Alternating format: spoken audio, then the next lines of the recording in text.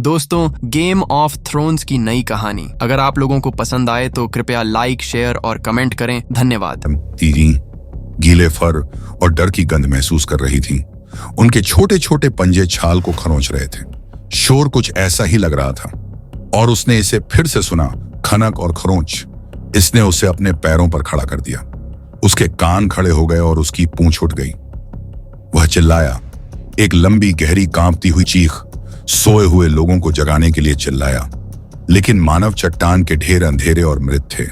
अभी भी गीली रात, एक ऐसी रात जब लोग अपने बिलों में दुबक जाते हैं। बारिश रुक गई थी, लेकिन लोग अभी भी नमी से बचने के लिए छिपे हुए थे।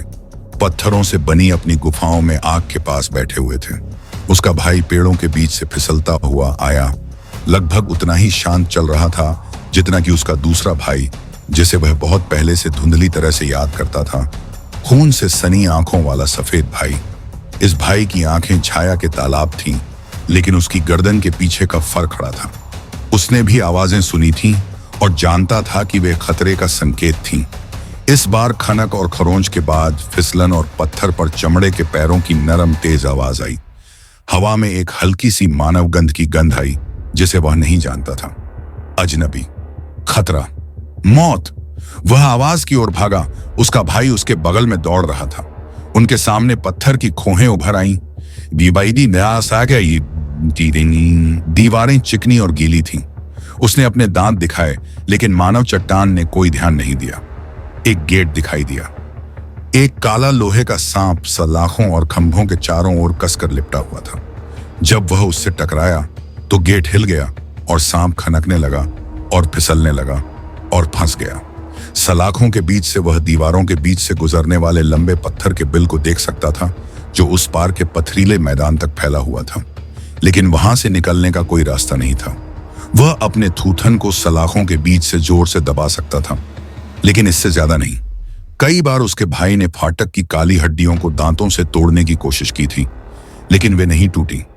उन्होंने नीचे खोदने की कोशिश की थी, लेकिन नीचे बड़े बड़े सपाट पत्थर थे जो आधे मिट्टी और उड़े हुए पत्तों से ढके हुए थे।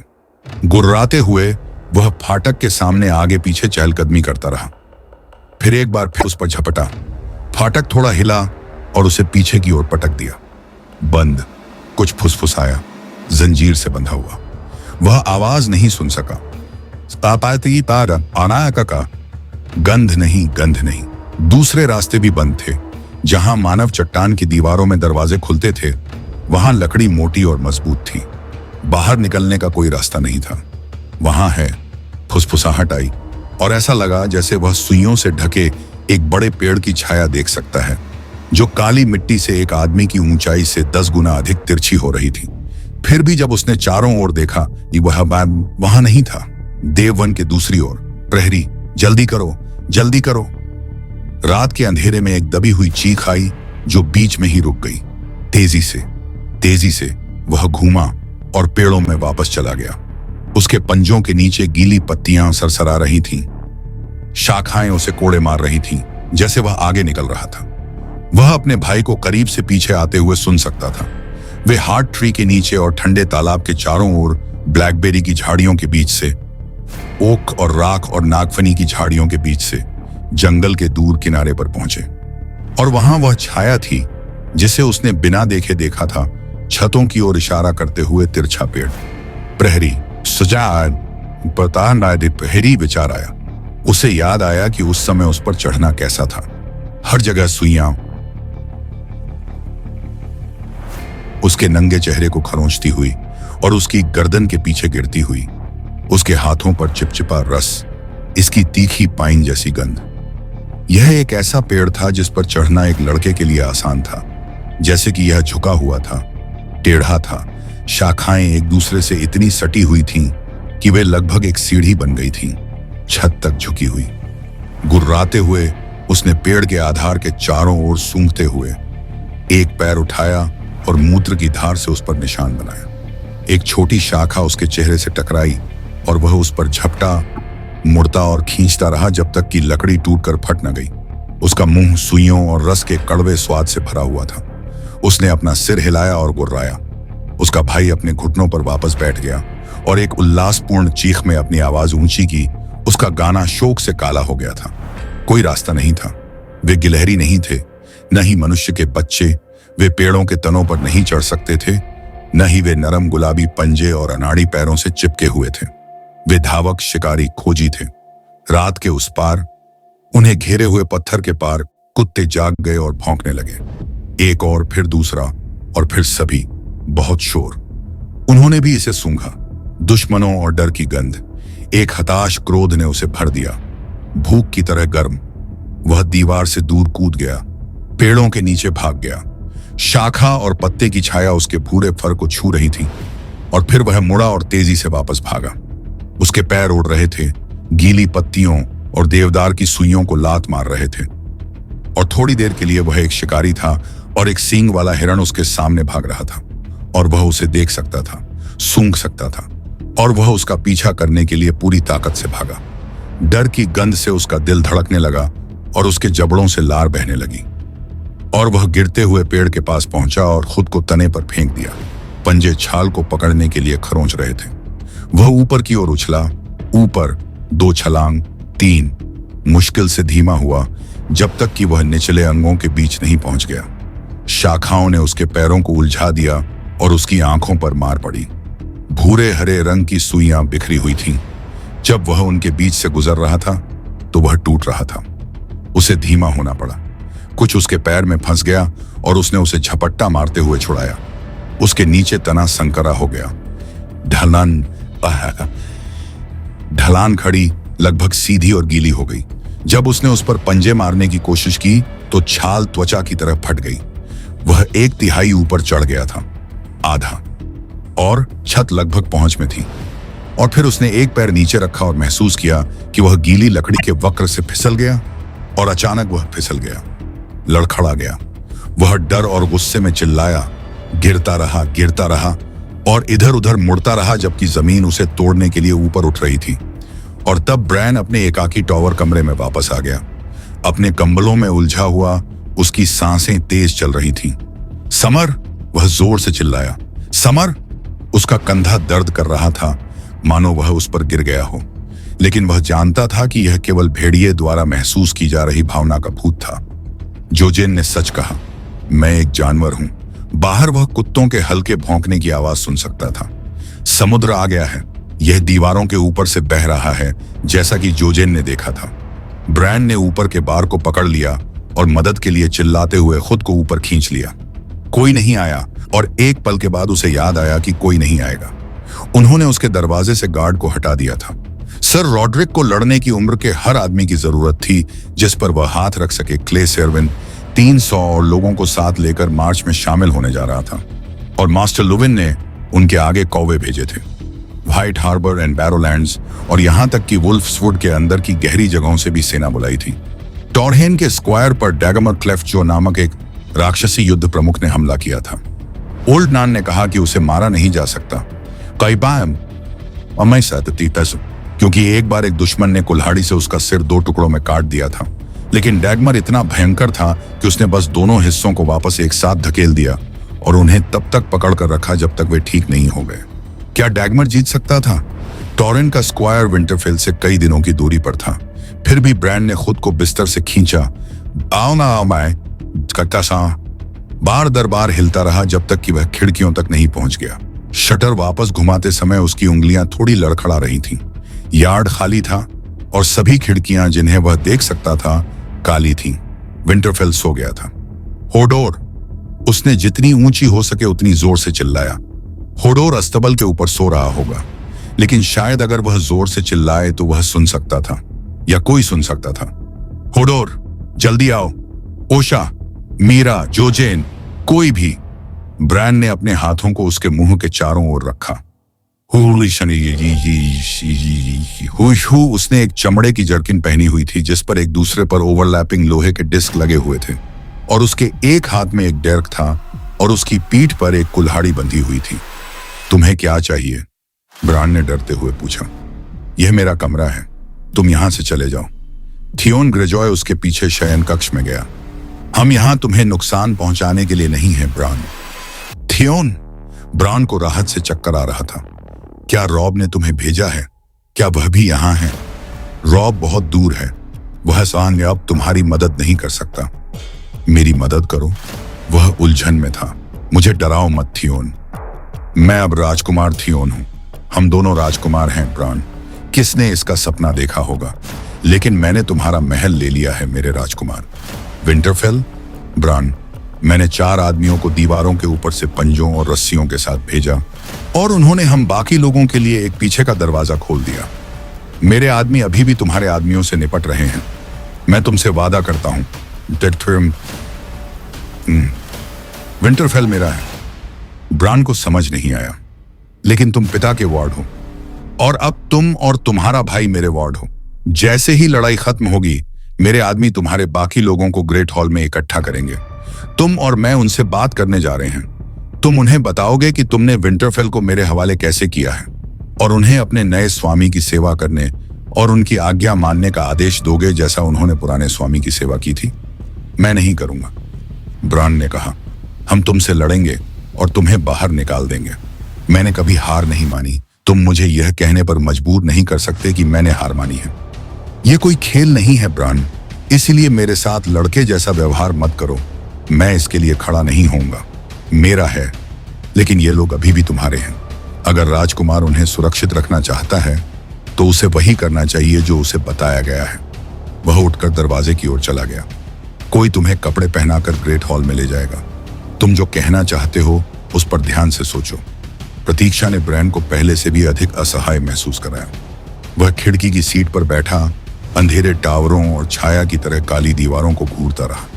एक बार उसे लगा कि उसने गार्ड्स हॉल से परे चिल्लाने की आवाज सुनी है, और कुछ ऐसा जो शायद तलवारों की टक्कर थी, लेकिन उसके पास सुनने के लिए समर के कान नहीं थे, न ही उसकी नाक सूंघने के लिए। जागते हुए मैं अभी भी टूटा हुआ हूं, लेकिन जब मैं सोता हूं, जब मैं समर होता हूं, तो मैं दौड़ सकता हूं और लड़ सकता हूं और सुन सकता हूं और सूंघ सकता हूं। उसे उम्मीद थी कि होडोर उसके लिए आएगा, या शायद सेवा करने वाली लड़कियों में से कोई, लेकिन जब अगली बार दरवाजा खुला तो मास्टर लोवेन एक मोमबत्ती लिए हुए थे।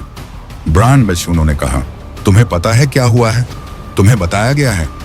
उनकी बाईं आंख के ऊपर की त्वचा टूट गई थी और उनके चेहरे के उस तरफ खून बह रहा था। थियोन आया, उसने कहा कि विंटरफेल उसका है।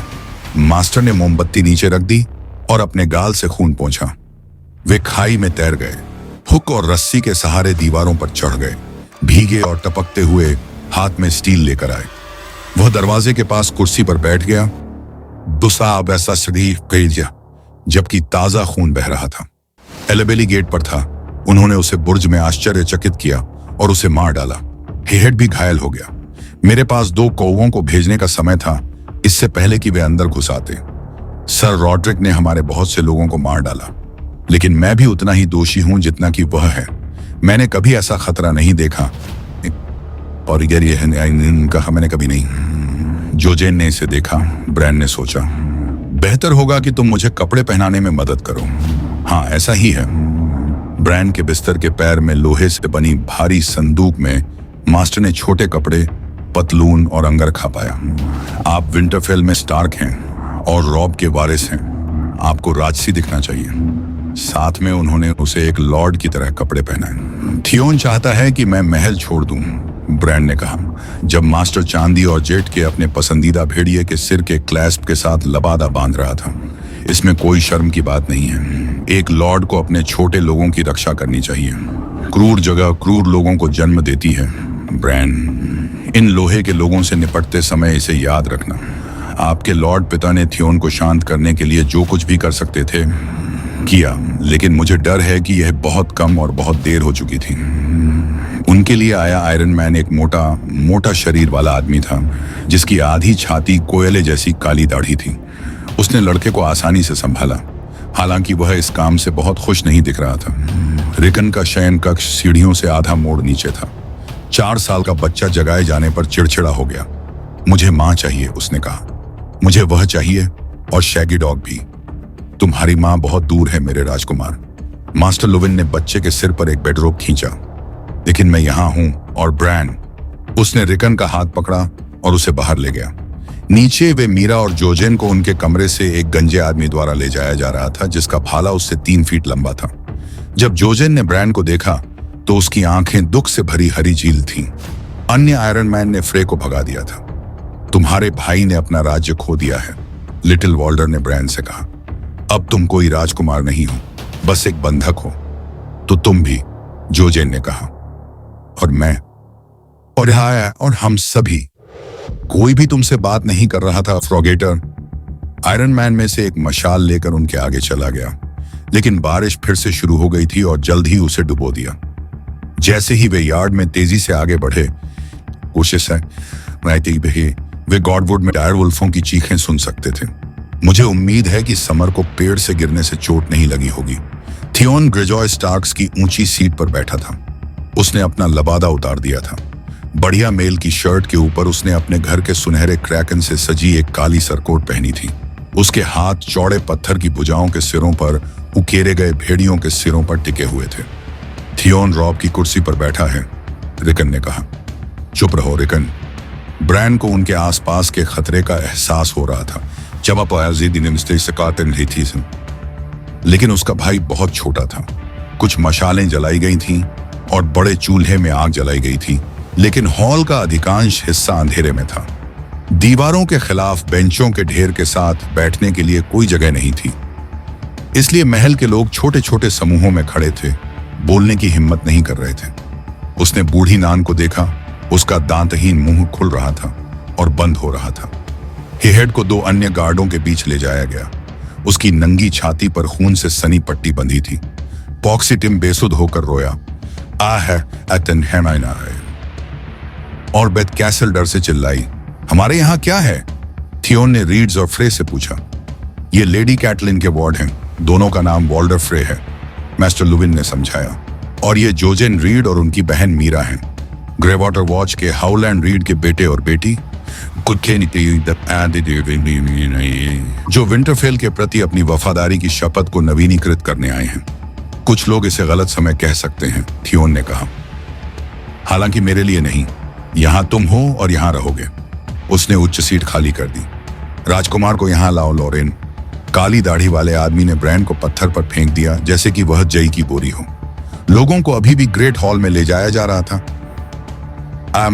रहा था चिल्लाने और भालों के बटों के साथ आगे बढ़ाया जा रहा था। गेज और ओशा रसोई से आए, सुबह की रोटी बनाने से आटे से सने हुए।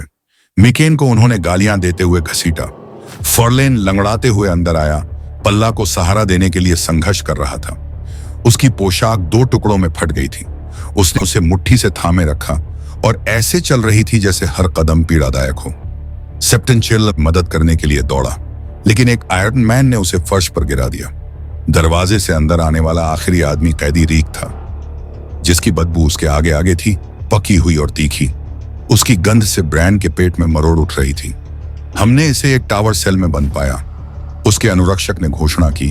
अदरक के रंग के बालों और भीगे कपड़ों वाला एक दाढ़ी रहित युवक निस्संदेह उन लोगों में से एक था जिसने खाई को तैरकर पार किया था। वह कहता है कि वे उसे रीक कहते हैं। सोच नहीं सकता क्यों, थियोन ने मुस्कुराते हुए कहा। क्या तुम हमेशा इतनी बुरी गंध लेते हो, या तुमने अभी अभी सुअर के साथ संभोग किया है? जब से वे मुझे ले गए हैं, मैंने किसी के साथ संभोग नहीं किया है महाशय। हेक मेरा असली नाम है। मैं तब तक ड्रेडफोर्ड के कमीने की सेवा में था जब तक कि स्टार्क्स ने उसे शादी के तोहफे के रूप में पीठ में तीर नहीं दिया। थियोन को यह मजेदार लगा। उसने किससे शादी की? हॉर्नवुड की विधवा महाशय। वह बुढ़िया? क्या वह अंधा था? उसके स्तन खाली मदिरा की बोतलों जैसे हैं, सूखे और मुरझाए हुए। ये उसके स्तनों के लिए नहीं था जिसके लिए उसने उससे शादी की थी महाशय। लोहे के आदमियों ने हॉल के नीचे ऊंचे दरवाजे बंद कर दिए। ऊंची सीट से ब्रैन उनमें से लगभग 20 को देख सकता था। उसने शायद गेट और शस्त्रागार पर कुछ गार्ड छोड़े थे, फिर भी वहां 30 से ज्यादा नहीं हो सकते थे। थियोन ने चुप रहने के लिए अपने हाथ ऊपर उठाए। आप सभी मुझे जानते हैं। हाँ, हम आपको भाप से भरे गोबर की बोरी के लिए जानते हैं, मिकेन चिल्लाया, इससे पहले कि गंजा आदमी अपने भाले के पट को उसके पेट में घुसा दे। फिर उसके चेहरे पर डंडे से वार किया। लोहार घुटनों के बल गिर पड़ा और दांत बाहर थूक दिया। मिकेन, तुम चुप रहो। ब्रान ने सख्त और दबंग लगने की कोशिश की, जिस तरह रॉब ने आदेश देते समय किया था, लेकिन उसकी आवाज ने उसे धोखा दिया और शब्द तीखी चीख में निकले। अपने छोटे से प्रभु की बात सुनो मिकेन, थियोन ने कहा। उसके पास तुमसे ज्यादा समझ है। एक अच्छा राजा अपने लोगों की रक्षा करता है, उसने खुद को याद दिलाया। मैंने विंटरफेल को थियोन को दे दिया है। जोर से ब्रान, और मुझे राजकुमार कहो। उसने अपनी आवाज ऊंची की। मैंने विंटरफेल को राजकुमार थियोन को दे दिया है। तुम सभी को वही करना चाहिए जो वह तुम्हें आदेश देता है। लानत है अगर मैं करूंगा, मिकेन ने दहाड़ लगाई। थियोन ने विस्फोट को नजरअंदाज कर दिया। मेरे पिता ने नमक और पत्थर का प्राचीन मुकुट पहना है और खुद को लौह द्वीपों का राजा घोषित किया है। मिकेन ने अपने मुंह से खून पोंछा। मैं स्टार्क्स की सेवा करता हूं, किसी देशद्रोही स्क्विड की नहीं। भाले के बट ने उसे पहले चेहरे को पत्थर के फर्श पर पटक दिया। स्मिथ के पास मजबूत भुजाएं और कमजोर सिर होते हैं, थियोन ने कहा, लेकिन अगर आप में से बाकी लोग मेरी उतनी ही वफादारी से सेवा करें जितनी आपने नेड स्टार्क की थी, तो आप मुझे उतना ही उदार स्वामी पाएंगे जितना आप चाहते हैं। अपने हाथों और घुटनों के बल पर मिकेन ने खून थूका। कृपया मत करो, ब्रैन ने उससे कामना की, लेकिन लोहार चिल्लाया, यदि आपको लगता है कि आप इस दुखी समूह के साथ उत्तर को पकड़ सकते हैं। गंजे आदमी ने अपने भाले की नोक मिकेन की गर्दन के पीछे घुसा दी। स्टील मांस के माध्यम से फिसल गया और खून के साथ उसके गले से बाहर आ गया। एक महिला चीखी, Hodor Hodor Hodor Hodor. Hodor ने आंखें चौड़ी करके चिल्लाया, कोई कृपया उस मूर्ख को चुप करा दे। दो लोहे के आदमियों ने होडोर को अपने भालों के बट से पीटना शुरू कर दिया। अस्तबल का लड़का फर्श पर गिर गया, अपने हाथों से खुद को बचाने की कोशिश कर रहा था। मैं तुम्हारे लिए उतना ही अच्छा राजा बनूंगा जितना एडवर्ड स्टार्क कभी था। थियोन ने अपनी आवाज ऊंची की ताकि उसे मांस पर लकड़ी के तमाचे से ऊपर सुना जा सके। हालांकि अगर तुम मुझे धोखा दोगे तो तुम चाहोगे कि तुमने ऐसा न किया हो। और यह मत सोचो कि यहाँ जो लोग तुम देख रहे हो वे मेरी पूरी शक्ति हैं। टॉरेन का स्क्वायर और डीपवुड मोटे जल्द ही हमारे भी हो जाएंगे, और मेरे चाचा मोट कैलिन को जब्त करने के लिए साल्ट स्पीयर तक जा रहे हैं। अगर रॉब स्टार्क लैनिस्टर्स को रोक सकता है तो वह भविष्य में ट्राइडेंट के राजा के रूप में शासन कर सकता है, लेकिन हाउस ग्रेजॉय के पास अभी उत्तर है। स्टार्क के स्वामी तुमसे लड़ेंगे, रीक ने पुकारा। एक तो व्हाइट हार्बर में वो फूला हुआ सुअर, और दूसरा एम्बर्स और कास्टार्क्स। तुम्हें आदमियों की जरूरत होगी। मुझे आजाद करो और मैं तुम्हारा हूं। थियोन ने उसे एक पल के लिए तौला। तुम जितना सूंघते हो उससे ज्यादा चालाक हो, लेकिन मैं उस बदबू को बर्दाश्त नहीं कर सकता। ठीक है, रीक ने कहा, मैं थोड़ा धो सकता हूं अगर मैं आजाद होता। असाधारण समझदारी वाला आदमी, थियोन मुस्कुराया। घुटने टेको। एक आयरन मैन ने रीक को एक तलवार दी और उसने उसे थियोन के पैरों में रख दिया और हाउस ग्रेजॉय और किंग बालोन की आज्ञाकारिता की शपथ ली। ब्रैन देख नहीं सकता था। हरा सपना सच हो रहा था। महाशय ग्रेजॉय, ओशा मिकेन के शरीर के पास से निकल गई। मुझे भी यहां बंदी बनाकर लाया गया था। जिस दिन मुझे ले जाया गया था तुम भी वहां थे। मुझे लगा कि तुम एक दोस्त हो, ब्रान ने सोचा, दुखी होकर। मुझे लड़ाकों की जरूरत है, थियोन ने कहा, रसोई की फूहड़ लड़कियों की नहीं। रॉब स्टार्क ने मुझे रसोई में रखा था। 1 साल के सबसे अच्छे हिस्से के लिए मुझे केतली साफ करने, तेल खुरचने और इसे एक के लिए पुआल गर्म करने के लिए छोड़ दिया गया है। उसने गेज को देखा। मैंने इसे बहुत खा लिया है। मेरे हाथ में फिर से एक भाला दे दो। मेरे पास तुम्हारे लिए यही एक भाला है, मिकेन को मारने वाले गंजे आदमी ने कहा। उसने मुस्कुराते हुए अपनी जांघ पकड़ ली। ओशा ने अपने हड्डीदार घुटने को उसके पैरों के बीच में घुसा दिया। तुम उस नरम गुलाबी चीज को रखो। उसने उससे भाला छीन लिया और बट का इस्तेमाल करके उसे उसके पैरों से गिरा दिया। मैं लकड़ी और लोहा ले लूंगी। गंजा आदमी फर्श पर तड़प रहा था। सिपाया, जबकि अन्य लुटेरे जोर जोर से हंस रहे थे। थियोन बाकी लोगों के साथ हंसा। तुम करोगे, उसने कहा। भाला रखो, स्टिक दूसरा ढूंढ सकता है। अब घुटने टेको और कसम खाओ। जब कोई और सेवा की प्रतिज्ञा करने के लिए आगे नहीं बढ़ा तो उन्हें अपना काम करने और कोई परेशानी नहीं करने की चेतावनी के साथ विदा कर दिया गया। होडोर को ब्रैन को उसके बिस्तर पर वापस ले जाने का काम दिया गया। पिटाई से उसका चेहरा पूरी तरह बदसूरत हो गया था। उसकी नाक सूज गई थी और एक आंख बंद थी। होडोर, उसने फटे होंठों के बीच सिसकते हुए ब्रैन को बड़ी मजबूत भुजाओं और खून से सने हाथों से उठाया और उसे वापस बारिश में ले गया। आर्य वहां भूत हैं, मुझे पता है वहां हैं। हॉट पाई रोटी गूंथ रहा था। उसकी बाहें कोहनी तक आटे से सनी हुई थीं। सर एमोरी उनके प्रति पक्षपाती हैं। वह सर एमोरी से नफरत करती थी। चलो उन पर थूकें। हॉट पाई ने घबराहट से चारों ओर देखा। रसोई छाया और गूंज से भरी थी, लेकिन अन्य रसोइये और रसोइये सभी भट्टियों के ऊपर गुफाओं वाले अटारी में सो रहे थे। उसे पता चल जाएगा। उसे नहीं पता चलेगा, आर्या ने कहा। तुम थूक का स्वाद नहीं ले सकते। अगर उसे पता चलता है तो वे मुझे ही कोड़े मारेंगे। हॉट पाई ने अपना आटा गूंथना बंद कर दिया। तुम्हें यहां होना ही नहीं चाहिए। यह रात का कालापन है। यह था, लेकिन आर्या ने कभी परवाह नहीं की। रात के कालेपन में भी रसोई कभी शांत नहीं होती थी। हमेशा कोई ना कोई सुबह की रोटी के लिए आटा गूंथ रहा होता, एक लंबे लकड़ी के चम्मच से केतली को हिला रहा होता।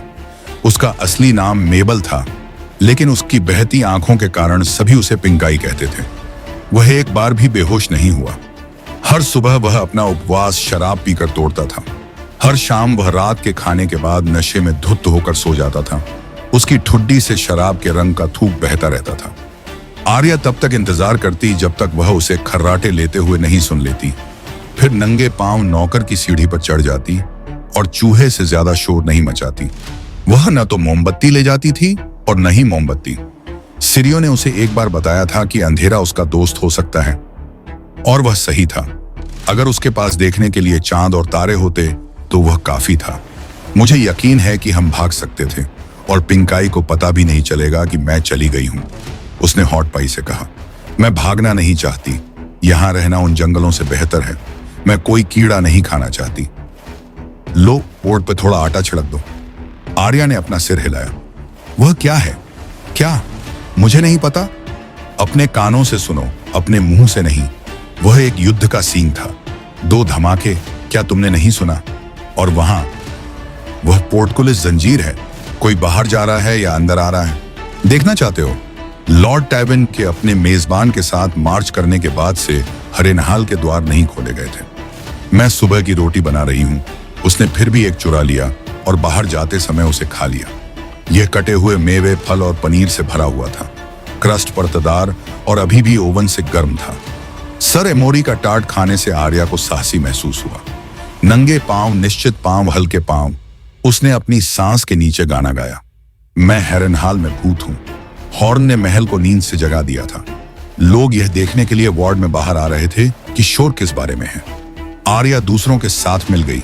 पोर्टकुलिस के नीचे बैलगाड़ियों की एक पंक्ति गड़गड़ाहट कर रही थी। लूट, आश्चर्यता ने उसे तुरंत पता चल गया। गाड़ियों के साथ चल रहे सवार अजीबोगरीब जुबान बोल रहे थे। उनके कवच चांदनी में पीले चमक रहे थे और उसने धारीदार काले और सफेद जोर्स की एक जोड़ी देखी, खूनी मम्मर। आर्या छाया में थोड़ा और पीछे हट गई। अन्य गाड़ियां और चांदी की थाली, हथियार और ढाल, आटे की बोरियां, चीखते हुए सुअरों के बाड़े और दुबले पतले कुत्ते और मुर्गियां से लदी हुई थीं। आर्या सोच रही थी कि कब से उसने सुअर के मांस का टुकड़ा खाया था, जब उसने कैदियों में से पहले को देखा। उसके हाव भाव और गर्व से भरे तरीके से उसने अपना सिर थामा हुआ था। भाई बिस्कुट बिसाफ, वो कहा। वह जरूर कोई राजा होगा। वह उसके फटे हुए लाल सरकोट के नीचे चमकते हुए मेल देख सकती थी। पहले तो आर्या ने उसे लैनिस्टर समझा, लेकिन जब वह मशाल के पास से गुजरा तो उसने देखा कि उसका उपकरण एक चांदी की मुट्ठी थी। उसकी कलाइयां कसकर बंधी हुई थीं और एक टखने के चारों ओर एक रस्सी उसे उसके पीछे वाले आदमी से बांध रही थी और उसे उसके पीछे वाले आदमी से। इसलिए पूरे दल को एक दूसरे के साथ कदम से कदम मिलाकर चलना पड़ा। कई कैदी घायल हो गए थे। अगर कोई रुकता तो सवारों में से कोई एक दौड़कर आता और उसे फिर से चलने के लिए चाबुक मारता। उसने अनुमान लगाने की कोशिश की कि कितने कैदी थे, लेकिन 50 तक पहुंचने से पहले ही वह गिनती भूल गई। कम से कम 2 गुने कैदी थे। उनके कपड़े कीचड़ और खून से सने हुए थे और टॉर्च की रोशनी में उनके सभी बैज और सिगिल को पहचानना मुश्किल था। लेकिन आर्या ने उनमें से कुछ को देखा और उसे पहचान लिया। ट्विन टावर्स, सनबर्स्ट, खूनी आदमी, युद्ध कुल्हाड़ी। युद्ध कुल्हाड़ी सेरविन के लिए है। बहक गए हैं और काले रंग पर सफेद सूरज का स्टार्क है। वे उत्तरवासी हैं, मेरे पिता के आदमी और रॉब के। उसे यह सोचना पसंद नहीं था कि इसका क्या मतलब हो सकता है। खूनी मम्मर्स ने उतरना शुरू कर दिया। अस्तबल के लड़के नींद में भूसे से बाहर निकले और अपने झागदार घोड़ों की देखभाल करने लगे। सवारों में से एक शाब के लिए चिल्ला रहा था। शोर सुनकर सर एमोरी लॉज वार्ड के ऊपर ढकी हुई गैलरी में आ गए। उनके दोनों ओर दो मशालची थे। बकरी का हेलमेट पहने वर्गो होंट ने उनके नीचे लगाम लगाई। मेरे प्रभु कैथेलन, भाड़े के सैनिक ने कहा। उसकी आवाज मोटी और लार भरी थी, मानो उसकी जीभ उसके मुंह के लिए बहुत बड़ी थी। यह सब क्या है होंट? सर एमोरी ने भौहें सिकोड़ते हुए पूछा। कैप्टेन्स, रूट बोल्टन ने नदी पार करने के बारे में सोचा,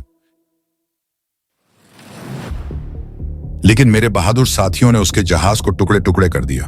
कई लोगों को मार डाला और फिर बोल्टन भाग नहीं सका। वे अपने लॉर्ड कमांडर ग्लोवर के साथ थे और उनके पीछे एनीथ फ्रेय था। सर एमोरी लॉर्ड बहुत अच्छा है, उसने कहा। सर कैडविन, इन लोगों को कालकोठरी में ले जाओ। अपने सरकोट पर मेल की मुट्ठी वाले स्वामी ने अपनी आंखें उठाईं। हमें सम्मानजनक व्यवहार का वादा किया गया था, उसने शुरू किया। चुप रहो, वर्गो होंट ने उस पर थूक छिड़कते हुए चिल्लाया। सर एमोरी ने बंदियों को संबोधित किया। होंट ने तुमसे जो वादा किया था वह मेरे लिए कुछ भी नहीं है। लॉर्ड टाइविन ने मुझे हैरनहाल का कास्टेलन बनाया है और मैं तुम्हारे साथ जैसा चाहूं वैसा करूंगा। उसने अपने पहरेदारों को इशारा किया। विधवा टावर के नीचे की बड़ी कोठरी में उन सभी को रहना चाहिए। जो कोई भी जाने की परवाह नहीं करता है वह यहां मरने के लिए स्वतंत्र है। जैसे ही उसके आदमियों ने भाले की नोक पर बंदियों को खदेड़ा, आर्य ने देखा कि पिंकाई सीढ़ी से निकल रही है। वह हमेशा इस या उस पर खूनी हमला करने की धमकी देता रहता था, लेकिन आर्या को कभी पता नहीं चला कि वह उसे मारेगा। फिर भी यह बेहतर होगा कि वह उसे कभी न देखे। उसने चारों ओर नजर घुमाई। बैलों को खोला जा रहा था, गाड़ियों को उतारा जा रहा था, जबकि बहादुर साथी पानी के लिए शोर मचा रहे थे और जिज्ञासु लोग पिंजरे में बंद भालू के चारों ओर इकट्ठा हो गए थे। हंगामे में बिना देखे भाग जाना मुश्किल नहीं था।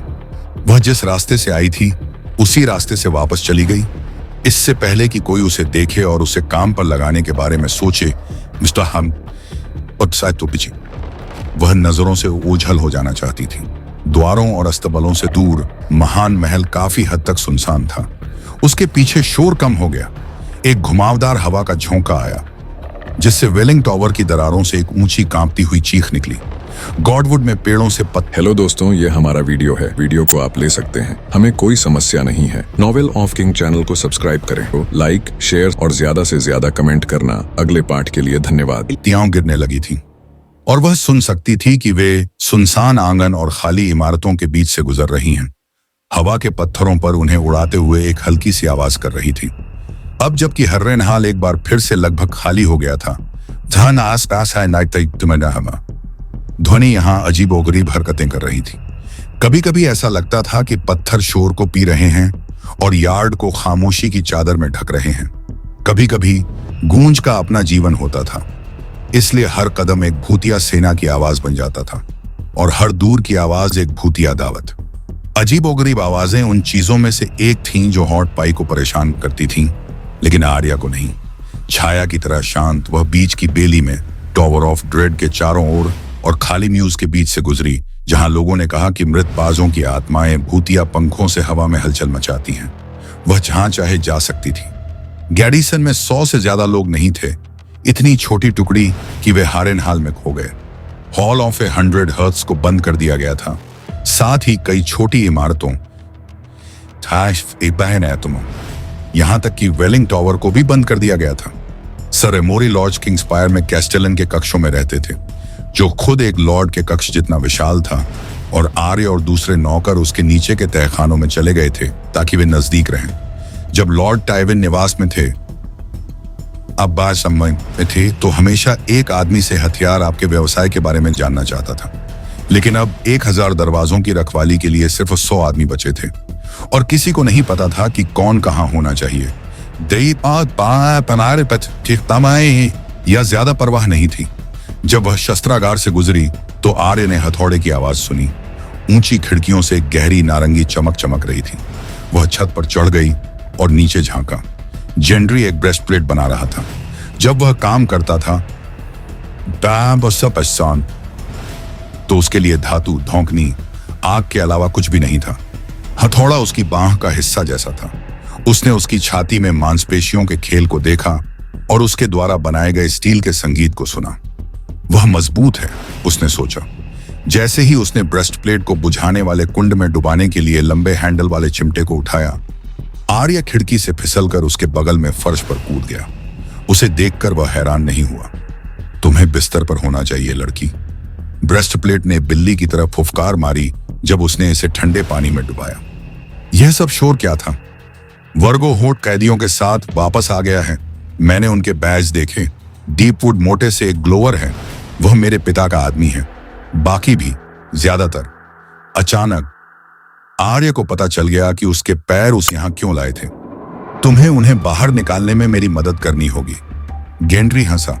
और हम ऐसा कैसे करेंगे? सर एमोरी ने उन्हें कालकोठरी में भेज दिया। विधवा के टॉवर के नीचे वाला। बस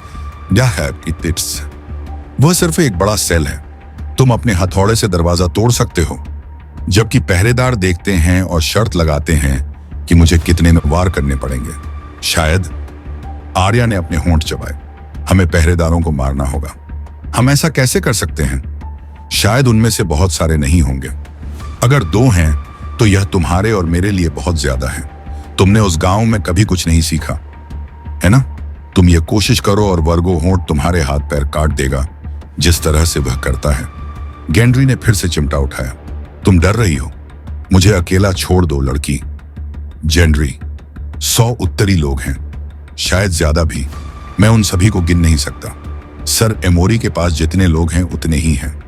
खैर, ब्लडी ममर्स को छोड़कर हमें बस उन्हें बाहर निकालना है और हम महल पर कब्जा करके भाग सकते हैं। ठीक है, तुम उन्हें बाहर नहीं निकाल सकते। इससे ज्यादा तुम लोमी को नहीं बचा सकते। जेंड्री ने चिमटे से ब्रेस्ट प्लेट को ध्यान से देखने के लिए घुमाया। और अगर हम भाग भी गए तो हम कहां जाएंगे? विंटरफेल, उसने तुरंत कहा। मैं मां को बताऊंगी कि तुमने मेरी कैसे मदद की और तुम रह सकते हो। क्या मैडम अनुमति देंगी? क्या मैं तुम्हारे घोड़ों की नाल बना सकता हूं? आई सबान और तुम्हारे प्रभु भाइयों के लिए तलवारें बना सकता हूं। कभी कभी वह उसे बहुत गुस्सा दिलाता था। तुम यह बंद करो। मैं हारेनहाल के बजाय विंटरफेल में पसीना बहाने के लिए अपने पैरों को दांव पर क्यों लगाऊं? तुम पुराने बेन ब्लैक थंब को जानते हो। वह एक लड़के के रूप में यहां आया था, लेडी वेंट और उसके पिता के लिए और उसके पहले उसके पिता के लिए, और यहां तक कि लॉर्ड लॉस्टन के लिए भी, जिन्होंने हारेनहाल को वेंट से पहले अपने पास रखा था। अब वह लॉर्ड टाइविन के लिए लोहार का काम करता है। और तुम जानते हो कि वह क्या कहता है। तलवार तो तलवार है, हेलमेट तो हेलमेट है, और अगर तुम आग में पहुंचते हो तो तुम जल जाओगे, चाहे तुम किसी की भी सेवा कर रहे हो। ल्यूकन एक बहुत अच्छा गुरु है। मैं यहां रहूंगा तो रानी तुम्हें पकड़ लेगी। उसने बेन ब्लैक थंब के बाद सोने के लबादे नहीं भेजे। संभवतः वे मुझे भी नहीं चाहते थे। यह भी था। तुम जानते हो, तुम कोई हो। मैं एक प्रेंटिस स्मिथ हूं और एक दिन मैं एक मास्टर आर्मरर बन सकता हूं, अगर मैं भाग न जाऊं और अपने पैर न खोदूं या खुद को न मार डालूं। वह उससे दूर हो गया। एक बार फिर अपना हथौड़ा उठाया और पीटना शुरू कर दिया। आर्या के हाथ असहाय मुट्ठियों में सिकुड़ गए। अगली बार जब तुम हेलमेट बनाओ तो उस पर बैल के सींगों की जगह खच्चर के कान लगाओ। उसे भागना पड़ा, नहीं तो वह उसे मारना शुरू कर देती। अगर मैं ऐसा करती तो शायद उसे इसका एहसास भी नहीं होता। जब उन्हें पता चलेगा कि वह कौन है और उसका बेवकूफ खच्चर का सिर काट देंगे तो उसे अफसोस होगा कि उसने मदद नहीं की। वैसे भी उसके बिना वह बेहतर थी। वही था जिसने उसे गांव में पकड़ा था। लेकिन गांव के बारे में सोचते ही उसे मार्च और स्टोर रूम और टिकलर याद आ गए। उसे उस छोटे लड़के के बारे में याद आया जिसे चेहरे पर गदा से मारा गया था। बेवकूफ बूढ़े ऑल्फोर्ड जॉफ्रे लोमी ग्रीन हैंड्स के बारे में। मैं एक भेड़ थी और फिर मैं एक चूहा बन गई। मैं छिपने के अलावा कुछ नहीं कर सकती थी। आर्य ने अपने होंठ चबाए और सोचने की कोशिश की कि कब उसकी हिम्मत वापस आई थी। जैकेन ने मुझे फिर से बहादुर बना दिया। उसने मुझे चूहे की जगह भूत बना दिया। वह 20 की मौत के बाद से लोरथी से बच रही थी। चिस्विक आसान था, कोई भी व्यक्ति दीवार से धक्का दे सकता था। लेकिन वीज ने उस बदसूरत धब्बेदार कुत्ते को एक पिल्ले से बड़ा किया था और केवल कुछ काला जादू ही उसे बदल सकता था उसके खिलाफ जानवर। योरेन ने जैकिन को एक काली कोठरी में पाया। रॉर्स एंड बिटर की तरह ही उसे याद आया। जैकिन ने कुछ भयानक किया और योरेन को पता था, इसलिए उसने उसे जंजीरों में बांध रखा था। अगर लॉर्ड थी एक जादूगर था, तो रॉर्स और बिटर शैतान हो सकते हैं जिन्हें उसने किसी नरक से बुलाया है, बिल्कुल भी इंसान नहीं। जैकिन को अभी भी उसकी एक मौत का कर्ज था। ओल्ड नान की कहानियों में उन पुरुषों के बारे में जिन्हें एक ग्रूमकिन द्वारा जादुई इच्छाएं दी गई थीं, आपको तीसरी इच्छा के साथ विशेष रूप से सावधान रहना था, क्योंकि यह आखिरी थी। चिस्विक और वीज बहुत महत्वपूर्ण नहीं थे। आखिरी मौत को गिनना होगा, आर्या ने हर रात खुद से कहा जब वह अपने नाम फुसफुसाती थी। लेकिन अब उसे आश्चर्य हुआ कि क्या यही वजह थी कि वह वाकई हिचकिचा रही थी। जब तक वह फुसफुसाकर मार सकती है, आर्या को किसी से डरने की जरूरत नहीं है। लेकिन एक बार जब वह आखिरी मौत का इस्तेमाल कर लेगी, तो वह फिर से केवल एक चूहा बन जाएगी। पिंकाई के जागने के साथ सायने दीदी अरे भाई वह अपने बिस्तर पर वापस जाने की हिम्मत नहीं कर पाई। यह न जानते हुए कि उसे और कहां छिपना है, वह गॉडवुड की ओर चली गई। उसे चीड़ और प्रहरी की तीखी गंध, अपने पैरों के बीच घास और मिट्टी का स्पर्श और हवा द्वारा पत्तियों में होने वाली ध्वनि पसंद थी। जंगल में एक धीमी सी छोटी सी धारा बह रही थी और एक जगह थी जहां उसने एक मृत पेड़ के नीचे जमीन को खा लिया था। वहां सड़ती हुई लकड़ी और मुड़ी हुई टूटी हुई शाखाओं के नीचे उसे अपनी छुपी हुई तलवार मिली। जेंड्री उसके लिए तलवार बनाने के लिए बहुत जिद्दी था, इसलिए उसने झाड़ू से बाल तोड़कर अपनी तलवार बना ली थी। उसकी तलवार बहुत हल्की थी और उसमें ठीक से पकड़ नहीं थी, लेकिन उसे तेज दांतेदार किरच वाला सिरा पसंद था। जब भी उसके पास एक खाली घंटा होता, तो वह चुपके से सिरियों द्वारा सिखाए गए अभ्यासों पर काम करने चली जाती। गिरे हुए पत्तों पर नंगे पैर चलती, शाखाओं को काटती और पत्तियों को नीचे गिराती। कभी कभी वह पेड़ों पर चढ़ जाती और ऊपरी शाखाओं के बीच नाचती, अपने पैरों की उंगलियों से शाखाओं को पकड़ती हुई आगे पीछे चलती। हर दिन उसका संतुलन थोड़ा कम होता जाता। रात सबसे अच्छा समय था। रात में उसे कोई परेशान नहीं करता था। आर्या चढ़ गई। पत्तियों के राज्य में उसे उसने अपने म्यान को खोला और कुछ समय के लिए उन सभी को भूल गई। सर एमोरी और मम्मर्स और उसके पिता के आदमी समान रूप से अपने पैरों के तलवों के नीचे खुरदरी लकड़ी के स्पर्श और हवा में तलवार की सरसराहट में खो गई। एक टूटी हुई शाखा जोफ्रे बन गई। उसने उस पर तब तक प्रहार किया जब तक वह गिर नहीं गई। रानी और सर एलन और सर मैरन और हाउंड केवल पत्ते थे, लेकिन उसने उन सभी को भी मार डाला, उन्हें गीले हरे रिबन में काट दिया। जब उसका हाथ थक गया, तो वह ठंडी अंधेरी हवा में सांस लेने के लिए अपने पैरों को एक ऊंचे पेड़ पर रखकर बैठ गई। शिकार करते समय चमगादड़ों की चीख सुन रही थी। पत्तों की छतरी के माध्यम से वह हार्ड ट्री की हड्डी सफेद शाखाओं को देख सकती थी। यह यहां से विंटरफेल में एक जैसा दिखता है। काश यह होता, फिर जब वह नीचे उतरती तो वह फिर से घर पहुंच जाती और शायद अपने पिता को वियरवुड के नीचे बैठा पाती जहां वह हमेशा बैठते थे। अपनी तलवार को अपनी बेल्ट में घुसाते हुए वह एक शाखा से दूसरी शाखा पर फिसलती हुई नीचे उतरी, जब तक कि वह वापस जमीन पर नहीं आ गई। चांद की रोशनी ने वियरवुड की शाखाओं को चांदी के रंग में रंग दिया, क्योंकि वह उसकी ओर बढ़ रही थी। लेकिन 5 नुकीले लाल पत्ते रात में काले हो गए। आर्य ने उसके तने में उकेरे गए चेहरे को देखा। यह एक भयानक चेहरा था। उसका मुंह टेढ़ा था, उसकी आंखें भड़की हुई थीं और नफरत से भरी हुई थीं। क्या भगवान ऐसे दिखते हैं? क्या देवताओं को भी चोट लग सकती है लोगों की तरह? मुझे प्रार्थना करनी चाहिए, उसने अचानक सोचा। आर्य अपने घुटनों पर बैठ गई। उसे यकीन नहीं था कि उसे कैसे शुरू करना चाहिए। उसने अपने हाथ आपस में जोड़े। मेरी मदद करो तुम पुराने देवता, उसने मन ही मन प्रार्थना की। उन लोगों को कालकोठरी से बाहर निकालने में मेरी मदद करो, ताकि हम सर एमोरी को मार सकें और मुझे विंटरफेल में घर ला सकें। मुझे एक जल नर्तकी और एक भेड़िया बनाओ, और फिर कभी डरना नहीं चाहिए। क्या इतना ही काफी था? शायद उसे जोर से प्रार्थना करनी चाहिए अगर वह चाहती थी कि पुराने देवता सुने। शायद उसे लंबे समय तक प्रार्थना करनी चाहिए। कभी कभी उसके पिता ने लंबे समय तक प्रार्थना की थी। उसे याद आया, लेकिन पुराने देवताओं ने कभी उनकी मदद नहीं की। यह याद करके उसे गुस्सा आ गया। तुम्हें उसे बचाना चाहिए था, उसने पेड़ को डांटा। वह हर समय तुमसे प्रार्थना करता था। मुझे परवाह नहीं है कि तुम मेरी मदद करो या नहीं। मुझे नहीं लगता कि तुम चाहो तो भी कर सकते हो। भगवान का मजाक नहीं उड़ाया जाता, लड़की। आवाज ने उसे चौंका दिया। वह अपने पैरों पर कूद पड़ी और अपनी लकड़ी की तलवार खींच ली। जैकिन एजगर अंधेरे में इतना स्थिर खड़ा था कि वह पेड़ों में से एक लग रहा था। एक आदमी नाम सुनने के लिए आता है, एक और दो, और फिर तीन आता है। एक आदमी कर सकता था। आर्य ने टुकड़े के सिरे को जमीन की ओर नीचे किया। तुम्हें कैसे पता चला कि मैं यहां था? एक आदमी देखता है, एक आदमी सुनता है, एक आदमी जानता है। उसने उसे संदेह से देखा। क्या देवताओं ने उसे भेजा था? तुमने कुत्ते से वीज को कैसे मरवाया? क्या तुमने रॉर्स और बिटर को नरक से बुलाया? क्या जैकिन एजगर तुम्हारा असली नाम है? कुछ लोगों के कई नाम होते हैं। वीजल, अरे आर्य। वह उससे दूर चली गई जब तक कि वह हार्ट ट्री से चिपक नहीं गई। क्या जेनरी ने बताया? एक आदमी जानता है, उसने फिर कहा। मेरी स्टार्क की महिला। शायद देवताओं ने उसे उसकी प्रार्थनाओं के जवाब में भेजा था। मुझे उन लोगों को कालकोठरी से बाहर निकालने में तुम्हारी मदद चाहिए। वह ग्लोवर और वे दूसरे, वे सभी। हमें किसी तरह गार्ड को मारना होगा और सेल खोलना होगा।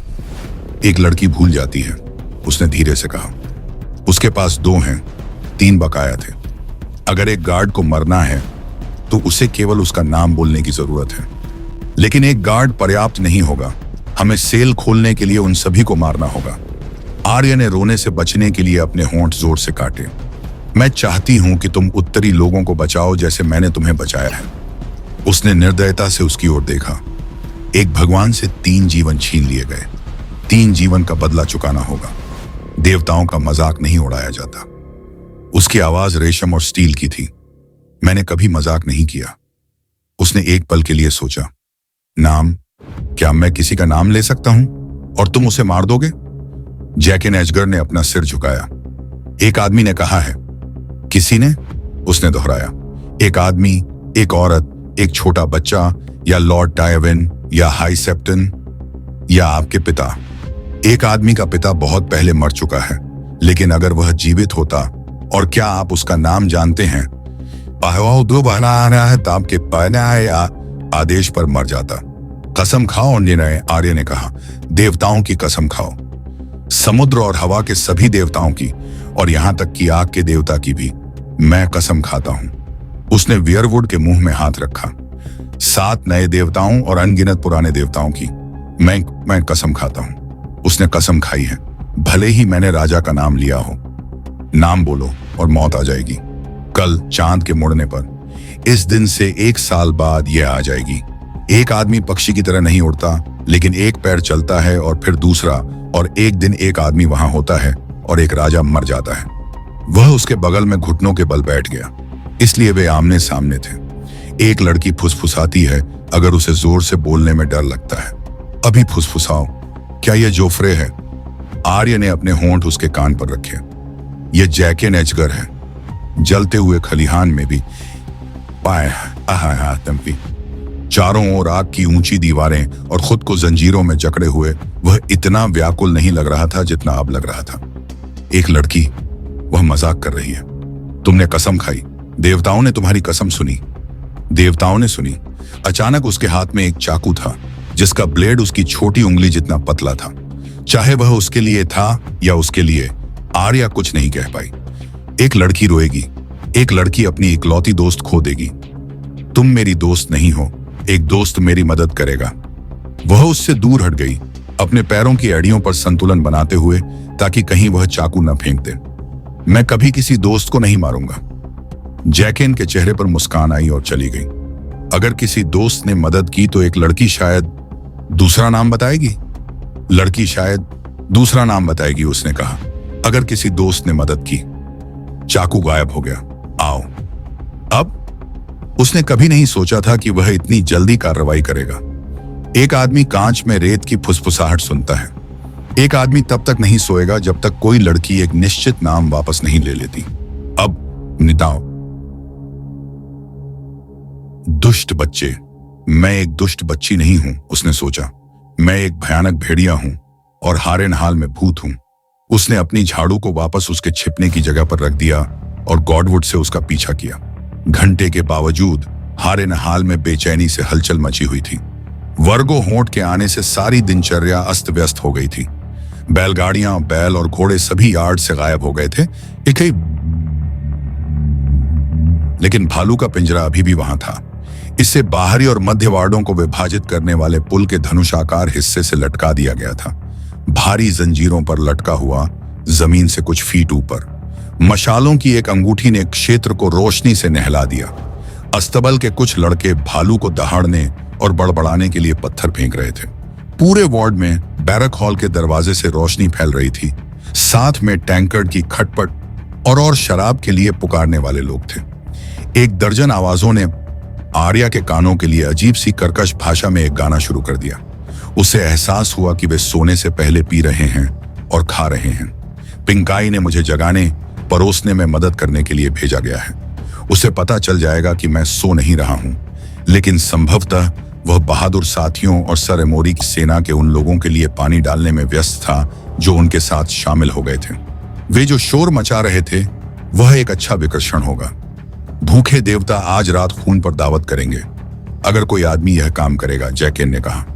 प्यारी लड़की, दयालु और कोमल, एक नाम न बोलो और दूसरा बोलो और इस पागल सपने को एक तरफ रख दो।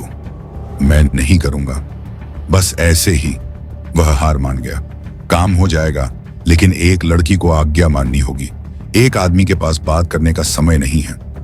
एक लड़की आज्ञा मानेगी, आर्य ने कहा। मुझे क्या करना चाहिए? 100 आदमी भूखे हैं, उन्हें खाना खिलाना चाहिए। भगवान गर्म शोरबा का आदेश देते हैं। एक लड़की को रसोई में भागना चाहिए और अपने पाई लड़के को बताना चाहिए। शोरबा, उसने दोहराया। तुम कहां रहोगे? एक लड़की शोरबा बनाने में मदद करेगी और रसोई में तब तक इंतजार करेगी जब तक कोई आदमी उसके लिए नहीं आता। जाओ, भागो।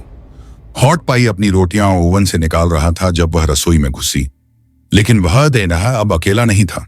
उन्होंने रसोइयों को जगा दिया था ताकि वे वर्गो होंठ और उसके ब्लडी ममर्स को खाना खिला सकें। सेवा करने वाले लोग हॉट पाई की रोटी और टार्ट्स की टोकरियां ले जा रहे थे।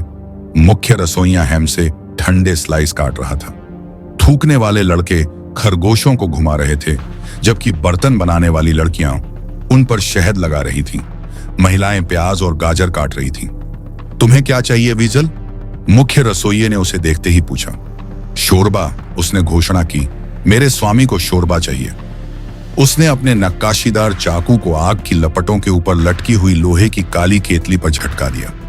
तुम्हें क्या लगता है कि यह क्या है? हालांकि मैं इसे उस बकरी को परोसने के बजाय इसमें पेशाब कर दूंगा। एक आदमी को रात भर सोने भी नहीं दिया जा सकता। उसने थूका। ठीक है, कोई बात नहीं। आदमी, वापस भागो और उससे कहो कि केतली को जल्दी नहीं लाया जा सकता।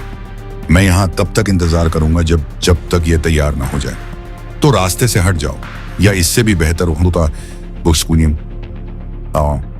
खुद को इस्तेमाल करो। मक्खन की दुकान पर भागो। उसकी बकरी को मक्खन और पनीर की जरूरत होगी। पिया को जगाओ और उससे कहो कि अगर वह अपने दोनों पैरों को रखना चाहती है तो उसे एक बार फुर्तीला होना चाहिए। वह जितनी तेजी से भाग सकती थी, भागी।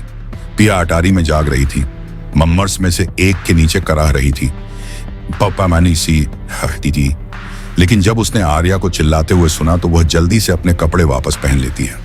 उसने मक्खन के बर्तनों और कपड़े में लिपटे बदबूदार पनीर के बड़े टुकड़ों से 6 टोकरियां भर दी। यहां, इनमें मेरी मदद करो, उसने आर्या से कहा। मैं नहीं कर सकती, लेकिन बेहतर होगा कि तुम जल्दी करो, वरना वर्गो होंठ तुम्हारा पैर काट देगा। पिया उसे पकड़ पाती, उससे पहले ही वह भाग गई। वापस आते समय उसे आश्चर्य हुआ कि किसी भी बंदी के हाथ या पैर क्यों नहीं काटे गए। शायद वर्गो होंठ रॉब को नाराज करने से डरता था। हालांकि वह किसी से डरने वाला नहीं लग रहा था। जब आर्या रसोई में लौटी तब हॉट पाई एक लंबे लकड़ी के चम्मच से केतली को हिला रहा था। उसने दूसरा चम्मच पकड़ा और मदद करने लगी। एक पल के लिए उसने सोचा कि शायद उसे बता देना चाहिए, लेकिन फिर उसे गांव की याद आ गई और उसने ऐसा न करने का फैसला किया। वह फिर से झुक जाएगा। फिर उसने रॉड्स की आवाज की भद्दी आवाज सुनी। खाना बनाओ, वह चिल्लाया। हम तुम्हारा खूनी शोरबा ले लेंगे। आर्या ने निराशा में चम्मच छोड़ दिया। मैंने उसे उन्हें लाने के लिए कभी नहीं कहा था। रॉर्स ने अपना लोहे का हेलमेट पहना था जिसमें नाक थी जो उसकी खोई हुई नाक को आधा छिपा रही थी। हमने अभी प्याज डाले हैं और अपना छेद बंद करो, नहीं तो मैं तुम्हारी गांड में थूक डालूंगा और हम तुम्हें 1 या 2 बार चाटेंगे। मैंने कहा शोरबा, और मैंने कहा अभी। फुफकारते हुए बिटर ने थूक से आधा जला हुआ खरगोश का एक मुट्ठी भर हिस्सा पकड़ा और अपने नुकीले दांतों से उसे फाड़ दिया, जबकि उसकी उंगलियों के बीच शहद टपक रहा था। रसोइया हार गया था। तो अपना खूनी शोरबा ले लो, लेकिन अगर बकरी पूछे कि इसका स्वाद इतना पतला क्यों है तो तुम उसे बताओ। बिटर ने अपनी उंगलियों से तेल और शहद चाटा, जबकि जैक एंड एजगर ने भारी गद्देदार दस्ताने पहने। उसने आर्य को दूसरा जोड़ा दिया। एक नेवला मदद करेगा। शोरबा उबल रहा था और केतली भारी थी। आर्य और जैकेन ने आपस में एक एक करके केतली निकाली। रॉर्स ने एक को खुद उठाया और बिटर ने 2 और केतली पकड़ ली। जब हैंडल उसके हाथ जला रहे थे तो वह दर्द से फुफकार रहा था। फिर भी उसने उन्हें नहीं छोड़ा। उन्होंने केतली को रसोई से बाहर निकाला और वार्ड के पार ले गए। विधवा के टॉवर के दरवाजे पर 2 गार्ड तैनात किए गए थे। यह क्या है? एक ने रॉड से कहा। उबलते पेशाब का एक बर्तन। बर्तन कुछ चाहिए? जैकेन निहत्थे मुस्कुराते हुए बोला। एक कैदी को भी खाना चाहिए। किसी ने कुछ नहीं कहा। आर्या ने उसे बीच में ही रोक दिया। यह उनके लिए है, तुम्हारे लिए नहीं। दूसरे गार्ड ने उन्हें जाने का इशारा किया। तो इसे नीचे ले आओ। सीढ़ियां एक नम पत्थर की तिजोरी पर खुलती हैं, जो लंबी, उदास और बिना खिड़कियों वाली है। कुछ मशालें निकट के छोर पर स्कोनस में जल रही थीं, जहां सर एमोरी के पहरेदारों का एक समूह एक लकड़ी की मेज के चारों ओर बैठा था, बातें कर रहा था और टाइलों से खेल रहा था। भारी लोहे की सलाखें उन्हें उस जगह से अलग कर रही थीं जहां कैदी अंधेरे में एक साथ जमा हुए थे। शोरबे की गंध ने कई लोगों को सलाखों के पास ला खड़ा किया। आर्य ने 8 पहरेदारों को गिना। उन्होंने भी शोरबे की गंध महसूस की। यह सबसे बदसूरत सेवा करने वाली महिला है जिसे मैंने कभी देखा है, उनके कप्तान ने रॉड से कहा। केतली में क्या है? तुम्हारा लंड और अंडकोश। तुम खाना चाहते हो या नहीं? एक पहरेदार इधर उधर टहल रहा था, एक सलाखों के पास खड़ा था। तीसरा फर्श पर दीवार की ओर पीठ करके बैठा था, लेकिन भोजन की संभावना ने उन सभी को मेज पर खींच लिया। अब समय आ गया है कि वे हमें खाना खिलाएं। मुझे प्याज की गंध आ रही है। तो रोटी कहाँ है? भाड़ में जाओ। हमें कटोरे, कप, चम्मच चाहिए। नहीं, तुम्हें नहीं चाहिए। रॉर्स ने टेबल पर उबलता हुआ गर्म शोरबा फेंका जो उनके चेहरों पर भर गया। जैक एंड एजगर ने भी ऐसा ही किया। बिटर ने भी अपनी केतली फेंकी, उन्हें बगल से घुमाया ताकि वे कालकोठरी में घूमे, सूप की बारिश करें। एक ने कप्तान को मंदिर में पकड़ लिया क्योंकि वह उठने की कोशिश कर रहा था। वह रेत की बोरी की तरह नीचे गिर गया और शांत पड़ा रहा। बाकी लोग पीड़ा में चिल्ला रहे थे, प्रार्थना कर रहे थे या रेंगने की कोशिश कर रहे थे। आर्या दीवार से सटकर बैठ गया क्योंकि रॉर्स ने गला काटना शुरू कर दिया। बिटर ने पुरुषों को सिर के पीछे और ठोड़ी के नीचे से पकड़ना पसंद किया और अपने विशाल पीले हाथों के एक ही मोड़ से उनकी गर्दन तोड़ दी। केवल एक गार्ड ही ब्लेड निकालने में कामयाब रहा। जैकेन ने अपने वार से दूर नृत्य किया, अपनी तलवार निकाली, उस आदमी को एक कोने में वापस धकेल दिया और दिल पर वार करके उसे मार डाला। लोरथी ने ब्लेड को आर्या के पास लाया, जो अभी भी दिल के खून से लाल था, और उसे उसकी शिफ्ट के सामने साफ कर दिया। लड़की को भी खून से लथपथ होना चाहिए, यह उसका काम है। सेल की चाबी टेबल के ऊपर दीवार पर एक हुक से लटकी हुई थी। रॉड्स ने इसे नीचे उतारा और दरवाजा खोला। सबसे पहले जो आदमी अंदर गया, बादान, वह लॉर्ड था जिसके सरकोट पर मेल की गई मुट्ठी थी। बहुत बढ़िया ने उसने कहा, मैं रॉबर्ट ग्लोवर हूं। मेरे प्रभु। जैकेन ने उसे प्रणाम किया। एक बार मुक्त होने के बाद बंदियों ने मृत रक्षकों के हथियार छीन लिए और हाथ में स्टील लेकर सीढ़ियों पर चढ़ गए। उनके साथी नंगे हाथों से उनके पीछे भीड़ लगा रहे थे। वे तेजी से चले गए और मुश्किल से एक शब्द भी बोले। उनमें से कोई भी उतना बुरी तरह से घायल नहीं लग रहा था जितना तब था जब वर्गो होंठ ने उन्हें हरेनहाल के द्वार से बाहर निकाला था। यह सूप, यह चतुराई थी, ग्लोवर आदमी कह रहा था। मुझे इसकी उम्मीद नहीं थी। क्या यह लॉर्ड होट का विचार था? रॉर्स हंसने लगा।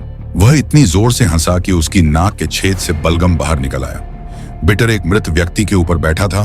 उसने अपने हाथ को ढीला करके उसकी उंगलियां चबा ली थीं। उसके दांतों के बीच हड्डियां चटक रही थीं। तुम कौन हो?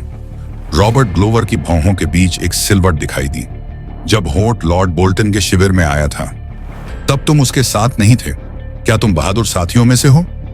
रॉर्ज ने अपने हाथ के पिछले हिस्से से अपनी ठुड्डी से नाक का पानी पोंछा। अब हम हैं। इस आदमी को जैकेन एजघर होने का सम्मान प्राप्त है, जो कभी लोरात के स्वतंत्र शहर का निवासी था। इस आदमी के असभ्य साथियों का नाम रॉर्ज और बिटर है। एक राजा को पता चलेगा कि बिटर कौन है। उसने आर्य की ओर हाथ हिलाया। और यहां मैं वीजल हूं, उसने कहा, इससे पहले कि वह बता पाता कि वह वास्तव में कौन है। वह नहीं चाहती थी कि उसका नाम यहां कहा जाए जहां रॉर्ज सुन सकता था, और बिटर और ये सभी अन्य जिन्हें वह नहीं जानती थी। उसने देखा कि ग्लोवर ने उसे खारिज कर दिया। बहुत अच्छा की तरह से ने कहा, चलो इस खूनी व्यवसाय को खत्म करते हैं। जब वे घुमावदार सीढ़ी से वापस ऊपर चढ़े तो उन्होंने पाया कि द्वारपाल अपने ही खून से लथपथ पड़े हैं। नॉर्थमैन वार्ड में भाग रहे थे। आर्या ने चीखें सुनी। बैरक हॉल का दरवाजा खुला और एक घायल आदमी चिल्लाता हुआ बाहर निकला। 3 अन्य लोग उसके पीछे दौड़े और भाले और तलवार से उसे चुप करा दिया। गेट हाउस के आसपास भी लड़ाई हो रही थी। रॉर्ज और बिटर ग्लोवर के साथ भाग गए, लेके आई आ गई, लेकिन जैकेन एजगर आर्या के बगल में घुटने टेक दिए। कोई लड़की नहीं समझती? हाँ, मैं समझती हूं, उसने कहा। हालांकि वह नहीं समझी, सच में नहीं। लोरथी ने उसके चेहरे पर यह देखा होगा। एक बकरी में कोई वफादारी नहीं होती। मुझे लगता है कि जल्द ही यहाँ एक भेड़िया झंडा फहराया जाएगा, लेकिन पहले एक आदमी एक निश्चित नाम को अनकहा सुनेगा। मैं नाम वापस लेती हूं। आर्या ने अपने होंठ चबाए। क्या मेरी अभी भी तीसरी मौत है? एक लड़की लालची है। जैकेन ने एक मृत गार्ड को छुआ और उसे अपनी खूनी उंगलियां दिखाईं। यहां 3 हैं और 4 हैं और नीचे 8 और मृत पड़े हैं। कर्ज चुका दिया गया है। कर्ज चुका दिया गया है। आर्य ने अनिच्छा से सहमति जताई। उसे थोड़ा दुख हुआ। अब वह फिर से एक चूहा बन गई थी। एक भगवान को उसका हक है और अब एक आदमी को मरना ही होगा। एक अजीब सी मुस्कान ने जैकेन एजगर के होठों को छुआ। मरना? उसने उलझन में कहा। उसका क्या मतलब था? लेकिन मैंने नाम नहीं कहा। अब तुम्हें मरने की जरूरत नहीं है। मुझे मरना है। मेरा समय पूरा हो गया है। जैकेन ने माथे से ठोड़ी तक अपना हाथ उसके चेहरे पर फेरा और जहां वह गया वह बदल गया। उसके गाल भरे हुए हो गए। उसकी आंखें करीब हो गईं। उसकी नाक झुकी हुई थी। उसके दाहिने गाल पर एक निशान दिखाई दिया जहां पहले कोई निशान नहीं था। और जब उसने अपना सिर हिलाया तो उसके लंबे सीधे बाल, आधे लाल और आधे सफेद काले घुंघराले बालों की एक टोपी को प्रकट करने के लिए गायब हो गए। आर्य का मुंह खुला रह गया। तुम कौन हो? उसने फुसफुसाते हुए कहा, डरने के लिए बहुत आश्चर्यचकित। तुमने यह कैसे किया? क्या यह कठिन था? उसने मुस्कुराते हुए एक चमकदार सोने का दांत दिखाया। नया नाम लेने से ज्यादा कठिन नहीं, अगर तुम्हें तरीका पता हो। मुझे दिखाओ, उसने अचानक कहा। मैं भी यह करना चाहती हूं। यदि तुम सीखना चाहती हो तो तुम्हें मेरे साथ आना होगा। आर्या हिचकिचाने लगी। कहां? बहुत दूर, संकरे समुद्र के पार। मैं नहीं जा सकती। मुझे घर जाना है, विंटरफेल। तो हमें विदा लेनी चाहिए सर, उसने कहा, क्योंकि मेरे भी कर्तव्य हैं। उसने उसका हाथ उठाया और उसकी हथेली में एक छोटा सिक्का दबा दिया। यहां, यह क्या है? बहुत कीमती सिक्का। आर्या ने उसे काटा। यह इतना कठोर था कि यह केवल लोहा ही हो सकता था। क्या यह घोड़ा खरीदने के लिए पर्याप्त है? यह घोड़ों को खरीदने के लिए नहीं है। तो इसका क्या फायदा है? यह भी पूछो कि जीवन का क्या फायदा है।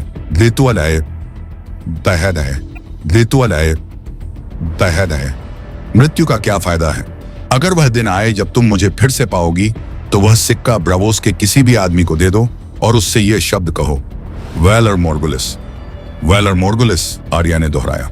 यह कठिन नहीं था। उसकी उंगलियां उस सिक्के पर कसकर बंद हो गईं। यार्ड के उस पार वह लोगों को मरते हुए सुन सकती थी। कृपया मत जाओ जैकेन। जैकेन एरी की तरह ही मर चुका है, उसने दुखी होकर कहा। और मुझे कुछ वादे पूरे करने हैं। वेलर मोर्गुलिस, आर्या स्टार्क, इसे फिर से कहो। वेलर मोर्गुलिस, उसने एक बार फिर कहा और जैकेन के कपड़ों में अजनबी ने उसे प्रणाम किया और अंधेरे में लबादा घुमाते हुए चला गया। वह मृत लोगों के साथ अकेली थी। वे मरने के लायक थे, आर्य ने खुद से कहा, उन सभी को याद करते हुए जिन्हें सर एमोरी लॉच ने झील के किनारे होल्ड फास्ट में मार दिया था। जब वह अपने भूसे के बिस्तर पर लौटी तो किंग्सपायर के नीचे के तहखाने खाली थे। उसने अपने तकिए पर उनके नाम फुसफुसाए और जब उसका काम खत्म हो गया तो उसने कहा, वेलार मोर्गुलिस, एक छोटी सी नरम आवाज में, यह सोचकर कि इसका क्या मतलब है। भोर होते ही पिंकाई और बाकी लोग वापस आ गए, एक लड़के को छोड़कर सभी जो बिना किसी कारण के लड़ाई में मारे गए थे। पिंकाई अकेले ही यह देखने के लिए ऊपर गया कि दिन के उजाले में हालात कैसे हैं। इस दौरान वह शिकायत करता रहा कि उसकी बूढ़ी हड्डियां कदमों का सामना नहीं कर सकती। जब वह वापस लौटा तो उसने उन्हें बताया कि हैरेनहाल को ले जाया गया है। उन खूनी मम्मरों ने सर एमोरी के कुछ लोगों को उनके बिस्तर पर मार डाला और बाकी को उनके मरने के बाद मेज पर मार दिया, अच्छा और नशे में। नया स्वामी दिन निकलने से पहले अपने पूरे दल के साथ यहां आ जाएगा। वह जंगली उत्तर से है जहां वह दीवार है और वे कहते हैं कि वह एक कठोर व्यक्ति है। यह स्वामी या वह स्वामी अभी भी काम किया जाना बाकी है। कोई भी मूर्खता और मैं तुम्हारी पीठ की खाल उधेड़ दूंगा। जब उसने यह कहा तो उसने आर्या को देखा, लेकिन उससे एक शब्द भी नहीं कहा कि वह पिछली रात कहाँ थी। पूरी सुबह उसने ब्लडी ममर्स को मृतकों से उनके कीमती सामान छीनते और लाशों को फ्लोस्टोन यार्ड में खींचते हुए देखा, जहां उन्हें निपटाने के लिए चिता रखी गई थी। शैगवेल द फूल ने 2 मृत शूरवीरों के सिर काट दिए और उन्हें बालों से पकड़कर घुमाते हुए और उन्हें बात करने के लिए मजबूर करते हुए महल में घूमता रहा। तुम किस वजह से मर गए? एक सिर ने पूछा। गर्म वीजल सूप, दूसरे ने उत्तर दिया। आर्या सूखे खून को पोंछने में व्यस्त थी।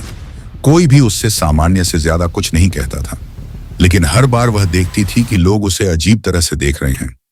रॉबर्ट ग्लोवर और उनके द्वारा मुक्त किए गए अन्य लोगों ने इस बारे में बात की होगी कि कालकोठरी में क्या हुआ था, और फिर शैगवेल और उसके बेवकूफ सिर वीजल सूप के बारे में बात करने लगे। वह उसे चुप रहने के लिए कहती, लेकिन वह डरती थी। मूर्ख आधा पागल था और उसने सुना था कि उसने एक बार एक आदमी को इसलिए मार दिया था क्योंकि वह उसके मजाक पर नहीं हंसा था। उसे अपना मुंह बंद रखना चाहिए या मैं उसे बाकी लोगों के साथ अपनी सूची में डाल दूंगी। उसने सोचा और लाल भूरे रंग के दाग को साफ किया। जब हैरेनहाल का नया मालिक आया तब शाम ढलने वाली थी। उसका चेहरा सादा था, दाढ़ी रहित और साधारण, केवल उसकी अजीब पीली आंखों के लिए उल्लेखनीय। न तो मोटा, न ही पतला, न ही मांसल। उसने काला रिंगमेल और एक धब्बेदार गुलाबी लबादा पहना था। उसके बैनर पर सिगिल खून में डूबा हुआ आदमी लग रहा था। ड्रेडफोर्ट के भगवान के लिए अपने घुटनों पर, उसका अनुचर चिल्लाया। आर्या से उम्र में बड़ा नहीं एक लड़का। वह और हैरेनहाल घुटनों के बल बैठ गया। वर्गो होंठ आगे आया। मेरे स्वामी, हैरेनहाल तुम्हारे साथ है, स्वामी ने उत्तर दिया, लेकिन आर्या के सुनने के लिए बहुत धीमे से। रॉबर्ट ग्लोवर और सर एनीस फ्रे ताजा नहाए हुए और साफ नए डबलट और लबादे पहने हुए उनके साथ शामिल होने के लिए आए। कुछ संक्षिप्त बातचीत के बाद सर एनीस उन्हें रॉर्स और बिटर के पास ले गई। आर्या उन्हें अभी भी यहां देखकर हैरान थी। किसी तरह वह उम्मीद कर रही थी कि जब जैकेन गायब हो जाएगा तो वे भी गायब हो जाएंगे। आर्या ने रॉर्स की कर्कश आवाज सुनी, लेकिन वह क्या कह रहा था ये नहीं सुना। फिर शैगवेल उस पर झपटा, उसे खींचकर यार्ड के पार ले गया। मेरे स्वामी कहते उसने उसकी कलाई खींचते हुए गाया। वह नेवला है जिसने सूप बनाया। तुम कितने साल की हो बच्ची? उसे याद करने के लिए एक पल सोचना पड़ा। 10 मेरे स्वामी, उसने उसे याद दिलाया। क्या तुम्हें जानवरों का शौक है? कुछ तरह के, मेरे स्वामी। उसके होठों पर एक हल्की मुस्कान तैर गई, लेकिन ऐसा लगता है कि शेर नहीं मैंटिकोर। उसे नहीं पता था कि इस पर क्या कहना है, इसलिए उसने कुछ नहीं कहा। वे मुझे बताते हैं कि तुम्हें वीजल कहा जाता है। यह काम नहीं आएगा। तुम्हारी माँ ने तुम्हें क्या नाम दिया है? उसने अपने होंठ काटे दूसरा नाम ढूंढते हुए। लोमी ने उसे लंपी हेड कहा था। सेंसा ने हॉर्स फेस का इस्तेमाल किया था और उसके पिता के आदमियों ने एक बार उसका नाम आर्या अंडरफुट रखा था, लेकिन उसे नहीं लगा कि इनमें से कोई भी नाम वह था जो वह चाहता था। निमेरिया, उसने कहा। बस उसने मुझे संक्षेप में नान कहा। जब तुम मुझसे बात करोगी तो तुम मुझे मेरे स्वामी कहोगी नान, स्वामी ने विनम्रता से कहा। मुझे लगता है कि तुम बहादुर साथी बनने के लिए बहुत छोटी हो और गलत लिंग की हो। क्या तुम झोंक से डरती हो बच्ची? वे सिर्फ झोंक हैं मेरे स्वामी। ऐसा लगता है कि मेरा नौकर तुमसे कुछ सीख सकता है। बार बार झोंक लगना लंबी उम्र का रहस्य है। एक आदमी को खुद को बुरे खून से शुद्ध करना चाहिए। मुझे लगता है कि तुम ऐसा करोगी। जब तक मैं हरिनहाल में रहूंगी नैन, तुम मेरी प्याली बनोगी और मेज पर और कक्षों में मेरी सेवा करोगी। इस बार वह यह कहने से बेहतर जानती थी कि उसे अस्तबल में काम करना चाहिए। हाँ, आपके स्वामी, मेरा मतलब है मेरे स्वामी। स्वामी ने हाथ हिलाया। उसे पेश करने लायक बनाओ, उसने किसी से खास तौर पर नहीं कहा। और सुनिश्चित करो कि उसे पता हो कि शराब को बिना गिराए कैसे डालना है। मुड़कर उसने हाथ उठाया और कहा, लॉर्ड हुड, गेट हाउस के ऊपर उन बैनरों को देखो। 4 बहादुर साथी प्राचीर पर चढ़ गए और लैनिस्टर के शेर और सर एमोरी के अपने काले मैंटिकोर को नीचे खींच लिया। उनकी जगह उन्होंने ड्रेडफोर्ड के चमड़ी वाले आदमी और स्टार्क के डायरवुल्फ को खड़ा किया।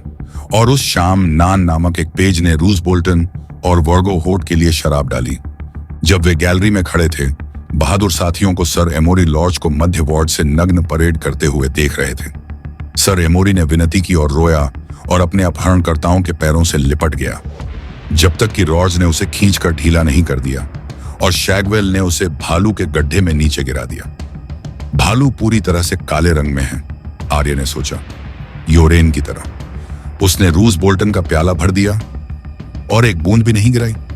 डेनेरिस इस वैभवशाली शहर में डैनी ने उम्मीद की थी कि अमर लोगों का घर सबसे शानदार होगा, लेकिन वह अपनी पालकी से उतरी और एक धूसर और प्राचीन खंडहर को देखा, लंबा और नीचा। बिना मीनारों या खिड़कियों के यह काले छाल वाले पेड़ों के एक उपवन के बीच एक पत्थर के सांप की तरह कुंडलित था, जिनकी स्याहीदार नीली पत्तियां जादुई पेय का पदार्थ बनाती थीं, जिसे कारथीन शाम की छाया कहते थे। आसपास कोई और इमारत नहीं थी। महल की छत पर काली टाइलें लगी थीं, जिनमें से कई गिर गई थीं या टूटी हुई थीं। पत्थरों के बीच का मोर्टार सूखा और उखड़ रहा था। अब उसे समझ में आया कि झारो जुआन डैक्सोस ने इसे धूल का महल क्यों कहा था। यहां तक कि ड्रोगन भी इसे देखकर बेचैन हो गया। काला ड्रैगन फुफकार रहा था, उसके तीखे दांतों के बीच से धुआं निकल रहा था। मेरे खून का खून, झोगो ने दोथराकी में कहा। यह एक बुरी जगह है, भूतों और मागी का अड्डा। देखो यह सुबह के सूरज को कैसे पीता है। चलो हम चले जाते हैं, इससे पहले कि यह हमें भी पी जाए। सर जोर मोरमोंट उनके पास आए। अगर वे वहां रहते हैं तो उनके पास क्या शक्ति हो सकती है। उन लोगों की बुद्धि पर ध्यान दें जो आपको सबसे अधिक प्यार करते हैं, झारो जुआन डैक्सोस ने पालकी के अंदर आराम करते हुए कहा। जादूगर कड़वे जीव हैं जो धूल खाते हैं और छाया पीते हैं। वे आपको कुछ नहीं देंगे, उनके पास देने के लिए कुछ भी नहीं है। एग्गो ने अपने आराख पर हाथ रखा। खलीसी, ऐसा कहा जाता है कि बहुत से लोग धूल के महल में जाते हैं लेकिन कुछ ही बाहर आते हैं। ऐसा कहा जाता है, जोगो ने सहमति जताई। हम आपके खून के खून हैं, एग्गो ने कहा। आपकी तरह जीने और मरने की कसम खाई है। आपको नुकसान से बचाने के लिए इस अंधेरी जगह में हम आपके साथ चलेंगे। कुछ जगहों पर तो खाल को भी अकेले चलना पड़ता है, डैनी ने कहा। तो फिर मुझे भी ले चलो, सर जोरा ने आग्रह किया। जोखिम, रानी डेनेरिस को अकेले ही प्रवेश करना चाहिए या बिल्कुल भी नहीं। जादूगर पिएटप्री पेड़ों के नीचे से बाहर आया। क्या वह हमेशा से वहां था? डैनी ने सोचा। क्या उसे अब दूर हो जाना चाहिए? ज्ञान के द्वार उसके लिए हमेशा के लिए बंद हो जाएंगे। मेरी मौज मस्ती की नाव अभी भी इंतजार कर रही है, झारो जुआन डैक्सोस ने पुकारा। इस मूर्खता से दूर हो जाओ। रानियों में सबसे जिद्दी मेरे पास बांसुरी वादक हैं जो मधुर संगीत से आपकी परेशान आत्मा को शांत करेंगे, और एक छोटी लड़की जिसकी जीभ आपको आहें भरने और पिघलने पर मजबूर कर देगी। सर जोरा मॉरमोंट ने व्यापारी राजकुमार को एक खट्टी नजर से देखा। महाराज, मेरी माजडूर को याद करो। मुझे याद है, डैनी ने अचानक निर्णय लेते हुए कहा। मुझे याद है कि उसके पास ज्ञान था और वह केवल एक मैगी थी। पिएटप्री ने हल्की मुस्कान दी। बच्ची एक बुढ़िया की तरह बुद्धिमानी से बोलती है। मेरी बाह थाम लो और मुझे तुम्हारा नेतृत्व करने दो। मैं कोई बच्चा नहीं हूं। डैनी ने फिर भी उसका हाथ थाम लिया। काले पेड़ों के नीचे जितना उसने सोचा था उससे कहीं ज्यादा अंधेरा था और रास्ता लंबा था। हालांकि रास्ता सड़क से महल के दरवाजे तक सीधा जाता हुआ लग रहा था, लेकिन पिएट्री ने जल्द ही एक तरफ मोड़ लिया। जब उसने उससे पूछा तो जादूगर ने केवल इतना कहा, सामने का रास्ता अंदर जाता है लेकिन फिर कभी बाहर नहीं जाता। मेरी बात पर ध्यान दो मेरी रानी, अमर लोगों का घर नश्वर मनुष्यों के लिए नहीं बनाया गया था। अगर तुम्हें अपनी आत्मा की कीमत है तो अपना ख्याल रखो और जैसा मैं तुम्हें बताऊं वैसा करो। मैं वैसा ही करूंगी जैसा तुम कहोगी, डैनी ने वादा किया। जब तुम अंदर जाओगे तो तुम खुद को 4 दरवाजों वाले कमरे में पाओगे, वह जिससे आप आए हैं, और 3 अन्य। अपने दाईं ओर का दरवाजा लें, हर बार के दाईं ओर का दरवाजा। यदि आप एक सीढ़ी पर आते हैं तो चढ़ें, कभी नीचे न जाएं और अपने दाईं ओर के पहले दरवाजे के अलावा कभी भी कोई दरवाजा न लें। मेरे दाईं ओर का दरवाजा, डैनी ने दोहराया। मैं समझ गया, और जब मैं निकलता हूं तो विपरीत। बिल्कुल नहीं, पिएट्री ने कहा। जाते और आते ये एक जैसा है, हमेशा ऊपर, हमेशा आपके दाईं ओर का दरवाजा। आपके लिए अन्य दरवाजे खुल सकते हैं। भीतर आपको कई चीजें दिखाई देंगी जो आपको परेशान करती हैं। सुंदरता के दर्शन और डरावनी अजय अजूबे और आतंक के दर्शन, बीते दिनों और आने वाले दिनों और कभी न थे के दृश्य और ध्वनियां। जब आप जाएंगे तो निवासी और सेवक आपसे बात कर सकते हैं। आप ध्यान से सुनो और हर शब्द को अपने दिल पर लिख लो। जब वे दरवाजे पर पहुंचे, एक लंबा अंडाकार मुंह एक दीवार में मानव चेहरे की तरह बना हुआ सबसे छोटा बौना जिसे डैनी ने कभी देखा था, दहलीज पर इंतजार कर रहा था। वह उसके घुटने से ज्यादा ऊंचा नहीं खड़ा था। उसका चेहरा सिकुड़ा हुआ और नुकीला, थूथनदार, लेकिन उसने बैंगनी और नीले रंग की नाजुक पोशाक पहन रखी थी और उसके छोटे गुलाबी हाथों में एक चांदी की ट्रे थी। उस पर एक पतला क्रिस्टल ग्लास रखा था जिसमें एक गाढ़ा नीला तरल भरा हुआ था। शाम की छाया, जादूगरों की शराब, लो और पियो, पिएट्री ने आग्रह किया। क्या यह मेरे होंठों को नीला कर देगा? एक बांसुरी केवल तुम्हारे कानों को खोलने और तुम्हारी आंखों से पर्दा हटाने के लिए काम आएगी, डैनी ने गिलास को अपने होठों से लगाया। पहला घूंट स्याही और खराब मांस जैसा बदबूदार था, लेकिन जब उसने निगला तो ऐसा लगा कि उसके भीतर जीवन आ गया है। वह अपनी छाती में फैलती हुई लटों को महसूस कर सकती थी, जैसे आग की उंगलियां उसके दिल के चारों ओर घूम रही हों, और उसकी जीभ पर शहद, सौंफ और मलाई जैसा स्वाद था, मां के दूध और ड्रोगों के बीच जैसा, लाल मांस और गर्म खून और पिघले हुए सोने जैसा। ये वो सारे स्वाद थे जो उसने कभी जाने थे, और उनमें से कोई भी नहीं। और फिर गिलास खाली हो गया। अब तुम अंदर जा सकती हो। हेलो दोस्तों, ये हमारा वीडियो है। वीडियो को आप ले सकते हैं, हमें कोई समस्या नहीं है। नॉवेल ऑफ किंग चैनल को सब्सक्राइब करें, लाइक, शेयर और ज्यादा से ज्यादा कमेंट करना। अगले पार्ट के लिए धन्यवाद, जादूगर ने कहा। डैनी ने गिलास को वापस सेवक की ट्रे पर रख दिया, वो पाई दी और अंदर चली गई। उसने खुद को 4 दरवाजों वाले एक पत्थर के बरामदे में पाया, प्रत्येक दीवार पर एक। बिना किसी हिचकिचाहट के वह अपने दाहिने तरफ के दरवाजे पर गई और अंदर चली गई। दूसरा कमरा पहले वाले कमरे का जुड़वां हिस्सा था। फिर से वह दाहिने हाथ के दरवाजे की ओर मुड़ी।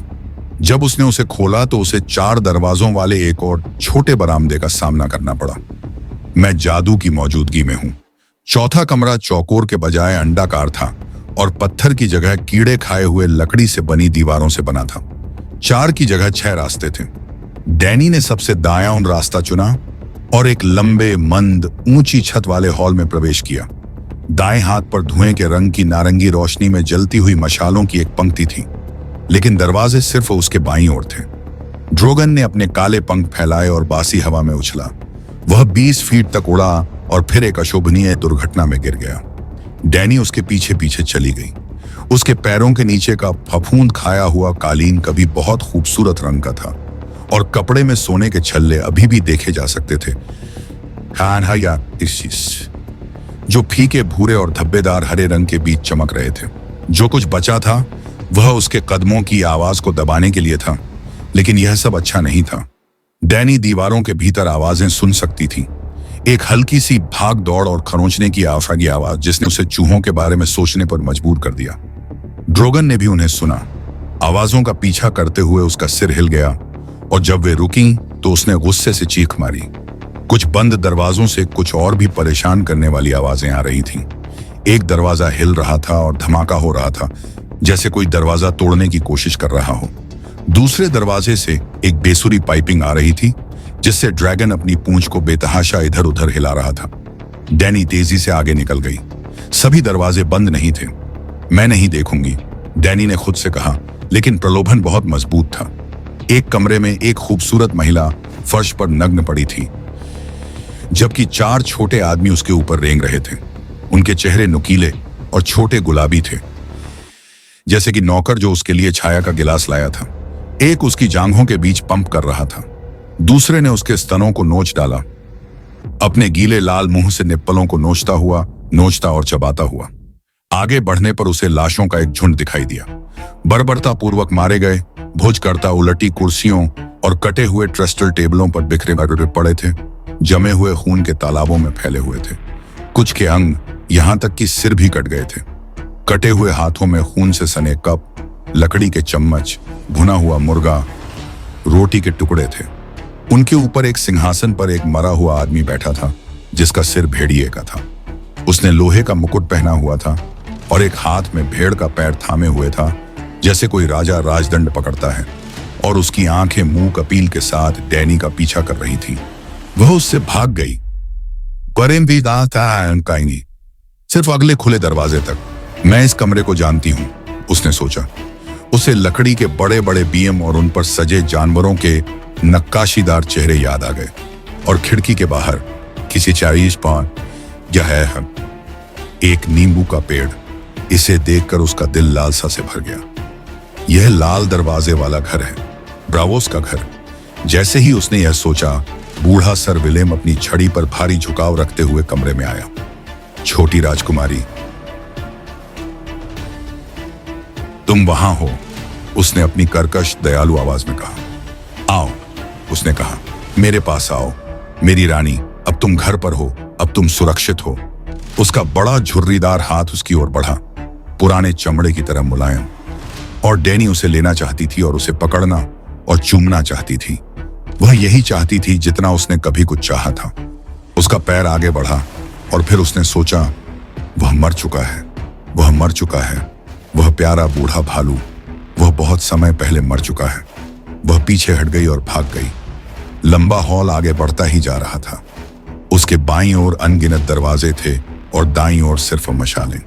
वह इतने दरवाजों के पास से गुजरी कि वह गिन नहीं सकती थी। बंद दरवाजे और खुले दरवाजे,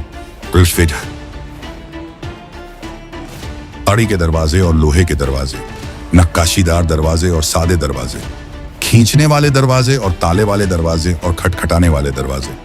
ड्रोगन ने उसकी पीठ पर चाबुक मारा, उसे आगे बढ़ने के लिए उकसाया, और डैनी तब तक भागती रही जब तक वह और नहीं भाग सकी। अंत में उसके बाईं ओर कांस्य के 2 शानदार दरवाजे दिखाई दिए, जो बाकी सभी से कहीं ज्यादा भव्य थे। जैसे ही वह पास पहुंची, वे खुल गए और उसे रुककर देखना पड़ा। उसके पीछे एक विशाल पत्थर का हॉल था, जो उसने अब तक देखा सबसे बड़ा हॉल था। इसकी दीवारों से मृत ड्रैगन की खोपड़ियां नीचे दिख रही थीं।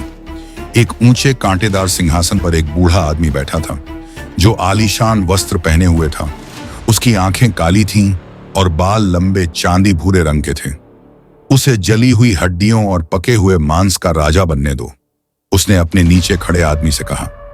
उसे राख का राजा बनने दो, ड्रोगन चिल्लाया। उसके पंजे रेशम और त्वचा को खोद रहे थे, लेकिन उसके सिंहासन पर बैठे राजा ने कभी नहीं सुना, और डैनी आगे बढ़ गई। अगली बार जब वह रुकी तो उसका पहला विचार विसेरी था, लेकिन दूसरी नजर ने उसे कुछ और ही बताया।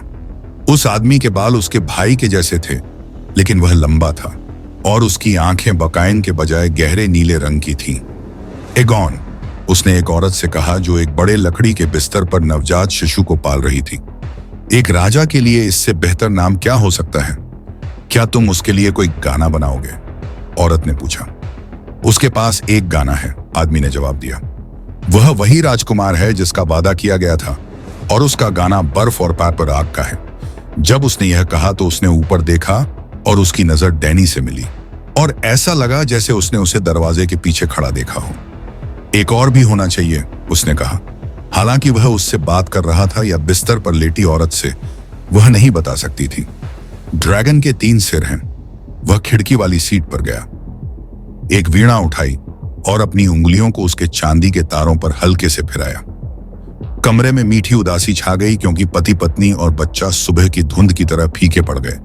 केवल संगीत ही उसे आगे बढ़ने के लिए पीछे छोड़ रहा था।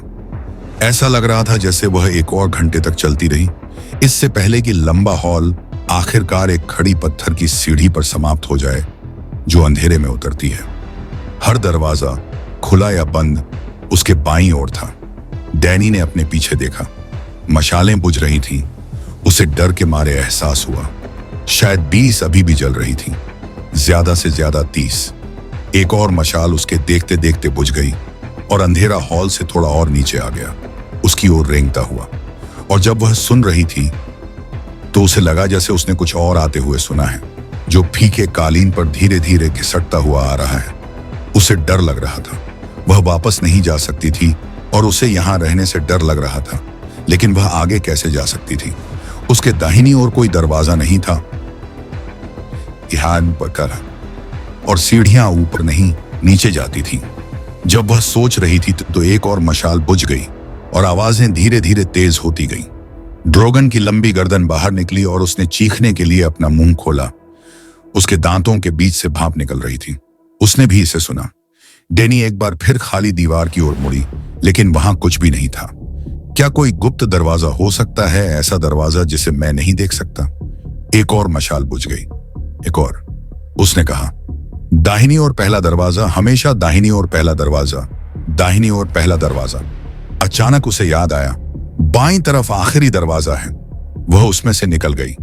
उसके आगे एक और छोटा कमरा था जिसमें 4 दरवाजे थे। वह दाईं ओर गई और दाईं ओर और दाईं ओर और दाईं ओर और दाईं ओर और दाईं ओर और दाईं ओर, जब तक कि उसे एक बार फिर चक्कर नहीं आने लगा और उसकी सांस फूलने लगी। जब वह रुकी तो उसने खुद को एक और सीलन भरे पत्थर के कमरे में पाया, लेकिन इस बार सामने का दरवाजा गोल था, खुले मुंह के आकार का। वो गिद्ध, पा और के काका और प्याटप्री बाहर पेड़ों के नीचे घास में खड़ा था। क्या ऐसा हो सकता है कि अमर तुम्हारे साथ इतनी जल्दी काम खत्म कर दे? जब उसने उसे देखा तो अविश्वास में उसने पूछा, इतनी जल्दी? उसने उलझन में कहा, मैं घंटों चली हूं और बाल्याय अभी भी उन्हें नहीं ढूंढ पाई हूं। तुमने गलत मोड़ ले लिया है। आओ, मैं तुम्हें ले चलता हूं। प्याटप्री ने अपना हाथ बढ़ाया। डैनी हिचकिचाई। उसके दाईं ओर एक दरवाजा था जो अभी भी बंद था। ऐसा नहीं है, हमारी छोटी छोटी जिंदगियां उनके लिए पतंगे के पंख की झिलमिलाहट से ज्यादा कुछ नहीं है, डैनी ने याद करते हुए कहा। जिद्दी बच्ची, तुम खो जाओगे और कभी नहीं मिलोगे। वह उससे दूर चली गई, दाईं ओर के दरवाजे की ओर। नहीं, प्याट चीखा, नहीं, मेरे पास आओ, मेरे पास आओ, मेरे पास। उसका चेहरा अंदर की ओर मुड़ गया, कुछ पिल और कृमि जैसा हो गया। डैनी ने उसे पीछे छोड़ दिया, एक सीढ़ी में प्रवेश किया। वह चढ़ने लगी। कुछ ही देर में उसके पैर दर्द करने लगे। उसे याद आया कि अमर लोगों के घर में कोई मीनार नहीं थी। अंत में सीढ़ी खुल गई। उसके दाईं ओर लकड़ी के चौड़े दरवाजों का एक सेट खुला हुआ था। वे आबनूस और वीरवुड से बने थे। काले और सफेद दाने अजीब तरह से आपस में जुड़े हुए पैटर्न में घूमते और मुड़ते थे। वे बहुत सुंदर थे, फिर भी किसी तरह डरावने थे। ड्रैगन के खून को डरना नहीं चाहिए। डैनी ने एक त्वरित प्रार्थना की। योद्धा से साहस और डोथरा की घोड़े के देवता से शक्ति की भीख मांगी। उसने खुद को आगे बढ़ाया। दरवाजों के पीछे एक बड़ा हॉल था और जादूगरों का एक वैभव था। कुछ ने एरमिन, रूबी मखमल और सोने के कपड़े के शानदार वस्त्र पहने थे। दूसरों को रत्न जड़े विस्तृत कवच या सितारों से सजी ऊंची नुकीली टोपियां पसंद थीं। उनमें से कुछ महिलाएं भी थीं जिन्होंने बेहतरीन सुंदर गाउन पहने हुए थे। रंगीन शीशे की खिड़कियों से सूरज की रोशनी की किरणें झुकी हुई थीं और हवा में सबसे सुंदर संगीत गूंज रहा था जो उसने कभी सुना था। आलीशान वस्त्र पहने एक राजसी व्यक्ति ने उसे देखा और मुस्कुराया। हाउस टारगेरियन की डेनेरीज, आपका स्वागत है। आओ और हमेशा के लिए भोजन साझा करो। हम कर्थ के अमर हैं।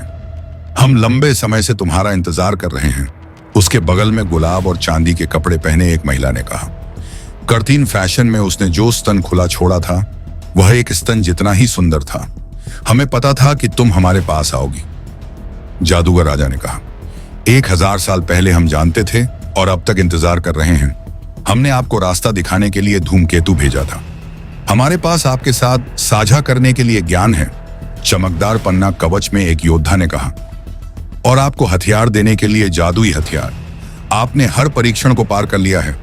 अब आओ और हमारे साथ बैठो और आपके सभी सवालों के जवाब दिए जाएंगे। उसने एक कदम आगे बढ़ाया, लेकिन तभी ड्रोगन उसके कंधे से कूद गया। वह अबनूस और वियरवुड के दरवाजे के ऊपर उड़ गया। ये सब उकरनाया।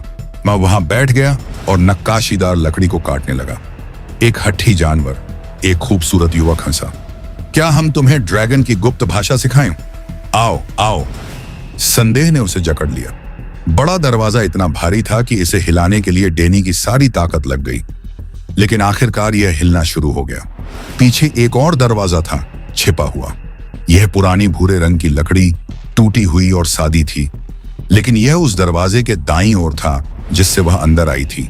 जादूगर उसे गीतों से भी मीठी आवाज में बुला रहे थे। वह उनसे दूर भागी। ड्रोगन वापस उसके पास उड़ता हुआ आया। संकरे दरवाजे से वह गुजरी। एक अंधेरे में डूबे हुए कमरे में मेज के इर्द गिर्द की आकृतियां नीली परछाइयों से ज्यादा कुछ नहीं थी।